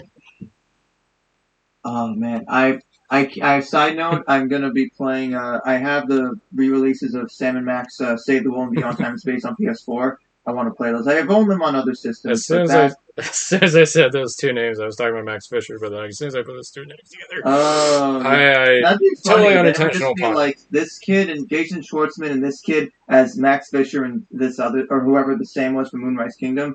Blend them together. Yeah, And yeah. I love the freaking car chase. Like that was The amazing shift. because I felt like that's where it became like this should have been an animated segment. There should have been more animation in general because it I got agree. really ridiculous. Well, I mean, I probably did that for budgetary reasons, but I love how unnecessary certain segments are. Like when he like The stops the strong car, man that just is there to jump on the car, doesn't punch, doesn't really do much, and then he gets thrown through a window. They go and then do a foot they chase, go around, and they and then go he comes back back to on, on the full car again. circle. The guy even jumps out of the window onto the car again. It's like none of that had to happen, but it was fun.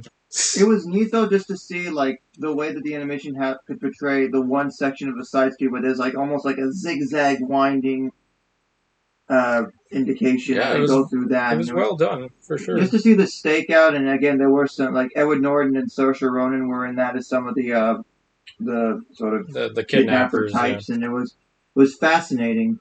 Yeah, no, for sure. I didn't really get a lot out of it, but there was definitely a bit more tenderness in this, whereas the Concrete Masterpiece is a bit more funnier and outlandish in some segments.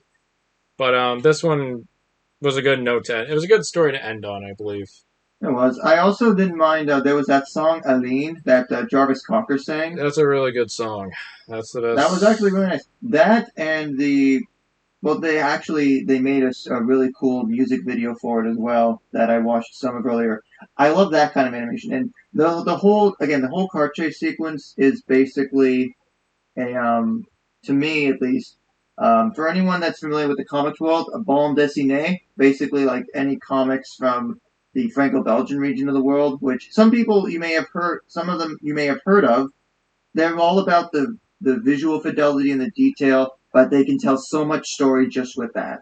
It's not so much the Western comics, but it's more about the action and all the story that you have to be constantly connected to understand it all. What works have they published? If just to give a few examples. I mentioned some of them to you earlier today, but some of you may recognize works like The Adventures of Tintin by Hilge, uh, Asterix and Obelix, The Smurfs. Yes, The Smurfs are technically bande dessinée. There's also a very popular Western series called Blueberry outside of France, but it is known as Mobius in France. That Yes. are all those are the ones that people would know off the top. Some other ones include Spike and Susie, Lucky Luke, Gaston Lagaffe, uh, Thorgal. Even the for those that may know the video game series or the video game 13, it was originally a graphic novel. Wow. Yeah, those are definitely some good titles, and definitely ones that I could see why you make the comparison to when you look at the animation. Yeah. As on the whole, with French Dispatch, it's commendable the level of effort put into it, the quality of effort put into it, the many talents involved behind and in front of the camera. I just wish it wasn't such a hollow experience. Like some people, I hear defenders, but I remember Cody, like you said, he really didn't get much out of it.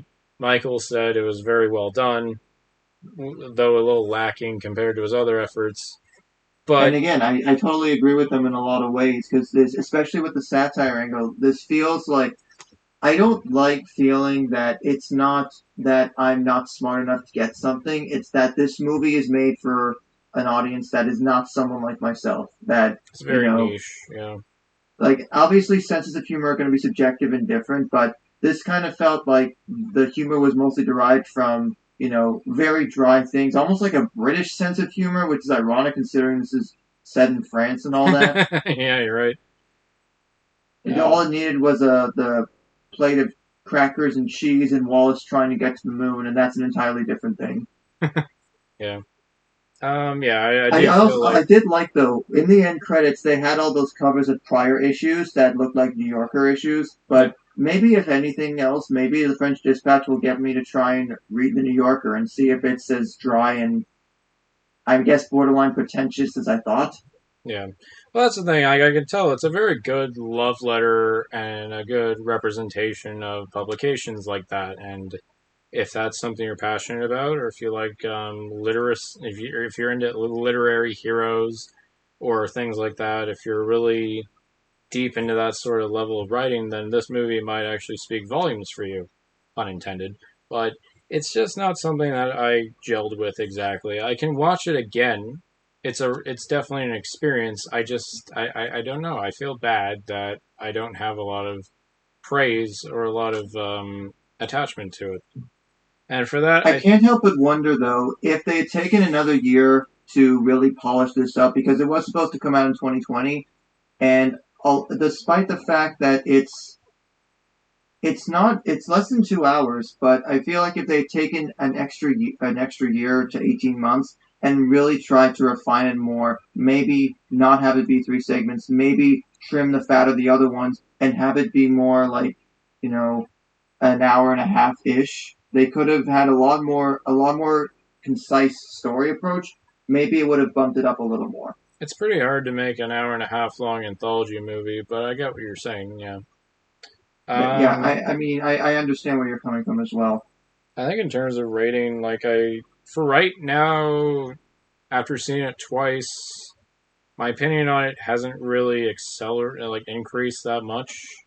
Maybe when I get older and I have a different taste in things, I might a little bit more maturity might set in. I'm not sure. For right now, I'm kind of feeling a 7 out of 10. Holy shit, so am I. Mutual agreement. Oh, good. I was I felt teetering like an between six asshole. and a half and a seven, but I think just the strength of the concrete masterpiece alone, That's the best that one. makes it worth a watch on it by itself. And then the the car chase of the first and third thing. It's like a solid enough sandwich. The pieces of bread are delicious. The actual inside part of the sandwich could use some more work. Yeah, some stale elements here and there. But, it's definitely Wes Anderson at the height of his powers, making the films he wants to make. I respect that.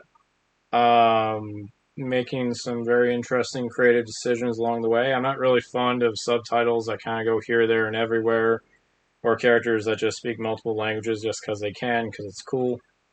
But, yeah, I don't know. I will say, especially in the French Dispatch, this is where I noticed that if you pause the screen at any given time, it feels like this Wes Anderson cinematography is the kind of work where it is made to be paused at any split frame at any time because everything will be just so. Like every frame's a painting, right? Yeah, every frame is its own, well, maybe not work of art, but every frame is its own dissectable imagery. Well, like that early shot where the one waiter is like going up the entire building and it's all kind of matted together, a bit of a time lapse thing. Almost And looks like I something. also loved in the concrete masterpiece when he finally makes the big piece when actually literally doing it in the walls. Yeah, and it pisses That off. was a nice touch. Yeah, it's very nice because it kind of shows how an artist wants to make something that stands tall, but then the profiteer can't make money off of it while also admiring. It's like, because I loved Adrian Brody's reaction to it. It's like, you asshole, it's genius, but I can't do anything with it, and I waited 2 years for this. And they have you suicidal, homicidal motherfucker, and then he chases him with the wheelchair. That I was saw great. the trailer on Disney Plus and I saw that one shot. It's like, Oh, I love the bits wow. where people just burst through the wall like it's a cartoon. Oh, and yeah, the end of that trailer, it's like all of a sudden, I think it's the third segment, we're just like, all the police are bursting through the walls and pointing the guns and everything. Yeah, Like, and that was a again, nice metaphor for all of the other people in this movie. yeah, and again, all the shootouts are just like bam, bam, bam, bam, bam, bam, jewel, bam, bam, bam, bam, bam, bam, whatever. Do you know anything about some of his upcoming projects? Because I do. he has Before we leave the French Dispatch, I just okay. want to say some of the overly wordiness of the dialogue, which made me think an AI wrote some of this and just was uncredited. Mm-hmm. I took a picture of a certain line of dialogue and sent it to you yesterday. Her big stupid eyes Her saw large, me. stupid eyes watched me pee, and I'm Watch just me like, pee. there is no way a grown adult sat there and thought, yeah, this is okay. Well, To like put like this makes sense. it's in the voice of a pretentious teenager who's not the greatest I at know, but writing it's like himself. it is just overly. It's another example of like the dialogue where I'm like, even though I've loved some of the more recent Wes Anderson films, the dialogue feels overly flowery and descriptive, and also I'm just kind of like, I get it. The woman made you go and have sex with her, but like, don't call her eyes stupid. Yeah, Like, who calls someone's eyes stupid? I don't know. That's just a nitpick, but just like Kindergartners. I keep laughing every time I see that like the juxtaposition of the nice tender scene with that dialogue underneath. I'm just like, yeah, he didn't care either. Yeah, I know. I do feel like the longer his career goes, his technical proficiency goes up, but like sometimes I feel like my emotional connection wavers a little less, with a few exceptions here and there. It was nice that they dedicated it to the singer Christophe, who wrote that Mm. Aline song, who passed away in 2020 due to complications from COVID, from Uh, having a prior health condition. yeah, I like that But too. That song will stick with me. I did like that song in the music and I video. think, yeah, if nothing else, if you didn't mind the French Dispatch, at the very least, watch the music video on YouTube for Aline, because that is some great animation. Very good, very good. Oh Okay, wow, that was pretty exhausting. 3 hours later. 3 hours But you were later. saying, so at the moment, Wes Anderson has two upcoming features. Yep, One of which is Asteroid City, yep. For Universal which Pictures. is in the year 1955. A bunch of students and parents from across the country gather for a whole bunch of stuff at this Junior Stargazer convention in a fictional town. There's a lot of notable people, and yes, Pretty we much can confirm everyone. for the first time Tom Hanks will be in a Wes Anderson film, And his wife. and Rita Wilson, Yeah, yes, and yeah. Jarvis Cocker again.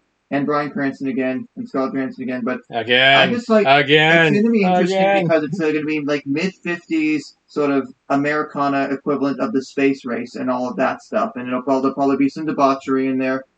It kind of, It'll it. yeah, it kind of gives me like Moonrise Kingdom vibes just from the premise alone. Ooh, I see Steve Carell on here. Oh yes, Steve Carell's in this too. Yes. I remember reading God, recently that I think God, Michael this Cera was cast in is talks to be in fucking this. insane. It just keeps going. Yeah, but carry on. Sorry. I remember I read that Michael Cera was in talks to be in this. I don't know if that fell through since I don't see it on here. Yeah, And it Bill doesn't look Murray like was it. also supposed to be in it, but after he tested positive for COVID, he was no longer able to be involved. That's so sad. I mean, like having COVID takes like maybe like less than 2 weeks to even like 4 weeks to get I over. think as you get older, I sort of guess yeah, it's harder. diseases like that will take a lot out of you. Yeah, you're right. Yeah, it's But it sad. could be interesting. Because it's Universal. I don't know if it'll still be on something like Netflix or Peacock because that's Universal's streaming platform. Yeah, it's too bad he wasn't able to take part in that because I know he loves working with the guy, and he would gladly go into anything no matter what how small the role is. So it's too bad. But yeah, Asteroid City, I'll check it out. I'll wait for the trailer.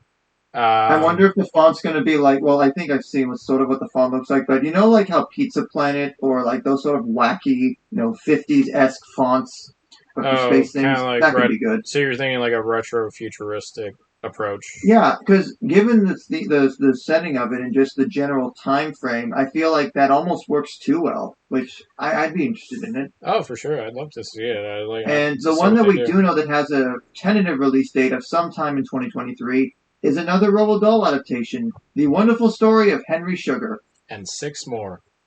So it's looking and like six more because it's another anthology. So if you like The French Dispatch, hopefully this one will be even better. yeah, it's got a pretty stacked cast as well. Benedict Cumberbatch, Dev Patel, Ben Kingsley, Richard uh, Ayoade. Rupert Friend, Ray Fiennes again.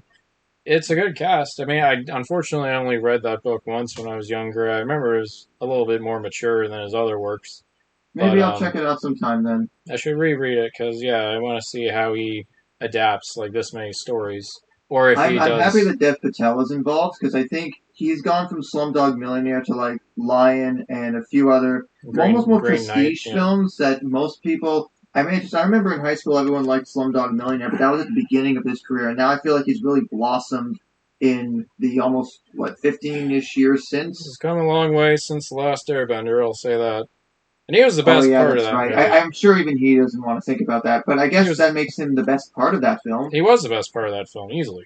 Agreed. When you play the best It'll be character. interesting because this almost feels like this is Henry Sugar and the Multiverse of Madness or something. It feels like that kind of a thing. I don't know, but we'll see. I'm excited either way. I'm glad he's doing another Roald Dahl adaptation. It's been quite a while since I've seen a very good one done. Yeah, Yeah, yeah. We all like to forget that BFG was a thing, good lord. Yeah, but but it's set in London. I think they filmed in London in January, so that should be quite promising because now we get the English experience. yeah, it'll be available on Netflix. Easy to stream. Look forward to that coming out. Which is actually really nice for this episode that almost all of his films have been easy to stream. I can't say that about all directors. Yeah, they are pretty readily available. Like Criterion's released all of them on physical copy and media. That's the Then thing. I we, want to get those all someday. They're like 30 something each US for a yeah, Blu-ray. It's not terrible. Criterion's are a bit up there, but yeah, mostly $30 each. And then yeah, Disney Plus, they're all available because they're properties of Fox as well as Buena Vista Most as of of them. The now. only ones that aren't are Moonrise Kingdom and of course Bottle Rocket. Bottle But Rocket, which was that's Sony. still Yeah, not a bad track record to have. yeah. So yeah, to wrap it up. Oh, the few YouTube shorts, if you want to call them that, or Okay. the sponsored content, quote unquote. Yeah. I have some here. I guess I'll do them in order depending on like I don't know, remember the exact dates. There was let's see here. There was a Do You Like to Read, which was from 2012. That Yeah. was an interesting sort of experiment thing. No, for sure. And then there was Castello Cavalcanti, which was I believe a thing with Prada. Yeah. where Jason Schwartzman plays this race car driver that sort of wanders into this small Italian town, I guess, during the midst of a race and has some dinner. It's a nice, like, 7 minute, like, quaint thing, but I guess it's just another example of Wes Anderson loves European towns. Yeah, that one gave me very large Fellini vibes for sure. Ah, yes. That's one of the few Italian directors I can say I know, to some degree. And then there was the Nice. H&M the H&M short, Come Together, that had Adrian Brody in it that you mentioned earlier. Yeah, I like that one. I remember I saw that while I was walking through Dundas Square, and it was on a big screen. Oh, And I wow. saw Okay, yeah, I guess I must not have gone out much. Adrian Brody was like there. I'm like, oh, this feels like a Wes Anderson movie, but oh, he directed an H&M short. Of course he did. And then, of course, I mentioned the music video for Aline that he directed. Yeah, So yeah, those are some of the, and I guess of course, Hotel Chevalier. That's easy enough to find. yeah, that's the big one. And I'm pretty sure that. Oh, and then there was a sort of short where Jason Schwartzman as cousin Ben from Moonrise Kingdom was. That's a screening thing where like the premise is that he's hosting a Moonrise Kingdom screening for all the scouts, and it's just like a little 2 minute thing. Oh, nice.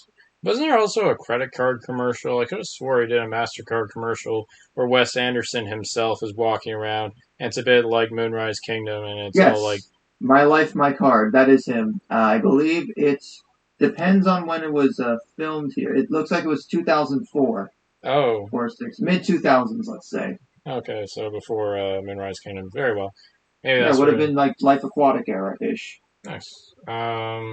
I'd also recommend if you like a lot of his work, Patrick H. Willems, who's a YouTuber I mentioned earlier. He did this incredibly good video Yes. where he's like, "What if Wes Anderson made an X-Men movie?" I'm like, "How is it a more faithful adaptation than all the other X-Men movies combined?" I would It actually can't see be this. worse than Dark Phoenix. Anything could be better than Dark Phoenix As or a the New side note, before we Mutants. leave today, I Yeah, almost mixed up at first when I first started the Grand Budapest Hotel. I almost mixed it up with the Best Exotic Marigold Hotel.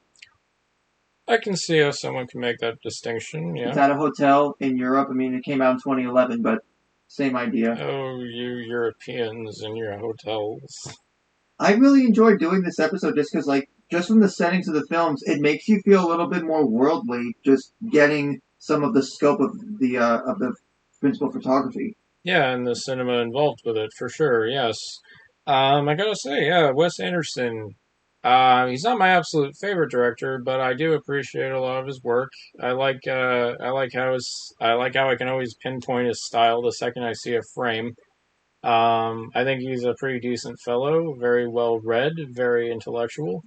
Um, Almost bordering. I know a lot of people like to throw the P word around and pretentiousness, but because I know he has his detractors, but I don't agree. I think Oh, really? his I was going to use the other P word for schnickety. yes, but yeah, no, I enjoy his work a lot. I'll always look forward to seeing what he does next because he puts a ton of effort and craftsmanship into his work, and I know some people are a little bit put like there's a bit of a distance put between the audience member and the film itself. But sometimes I can always.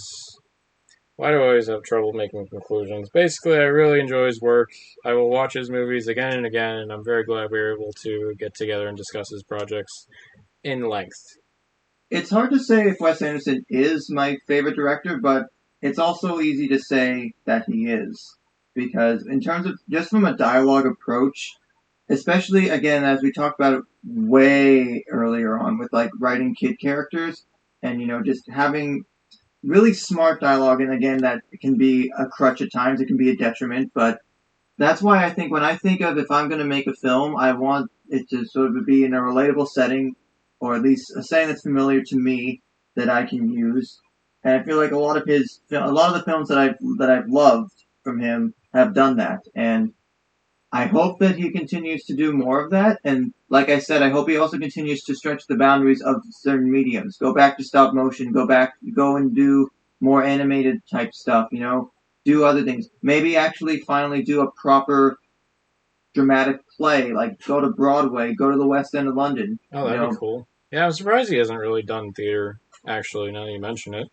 Or book publishing, Indian Paintbrush, which is the production company that does like almost all, if not all, of his stuff.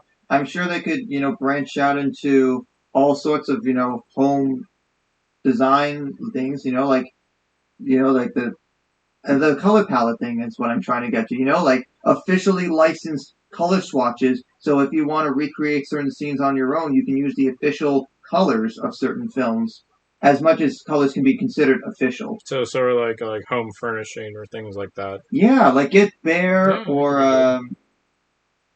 Benjamin Moore or other paint companies involved. Licensing does wonders for IP when you want to get new people into it. Yeah, for sure. That's an interesting venture. I'm sure you could be quite successful I with mean, that. hey, we could get a fantastic Mr. Fox Funko Pop line. Yeah, Oh, hey, Max Fisher Funko Pop. That'd be interesting. yeah. I don't know. I just want the entire Tenenbaums in my shelf right Yes, now. yes, Right all the now, Tenenbaums. all the Tenenbaums of all the world. Maybe I just wanted to be one all along. Me too. Me too.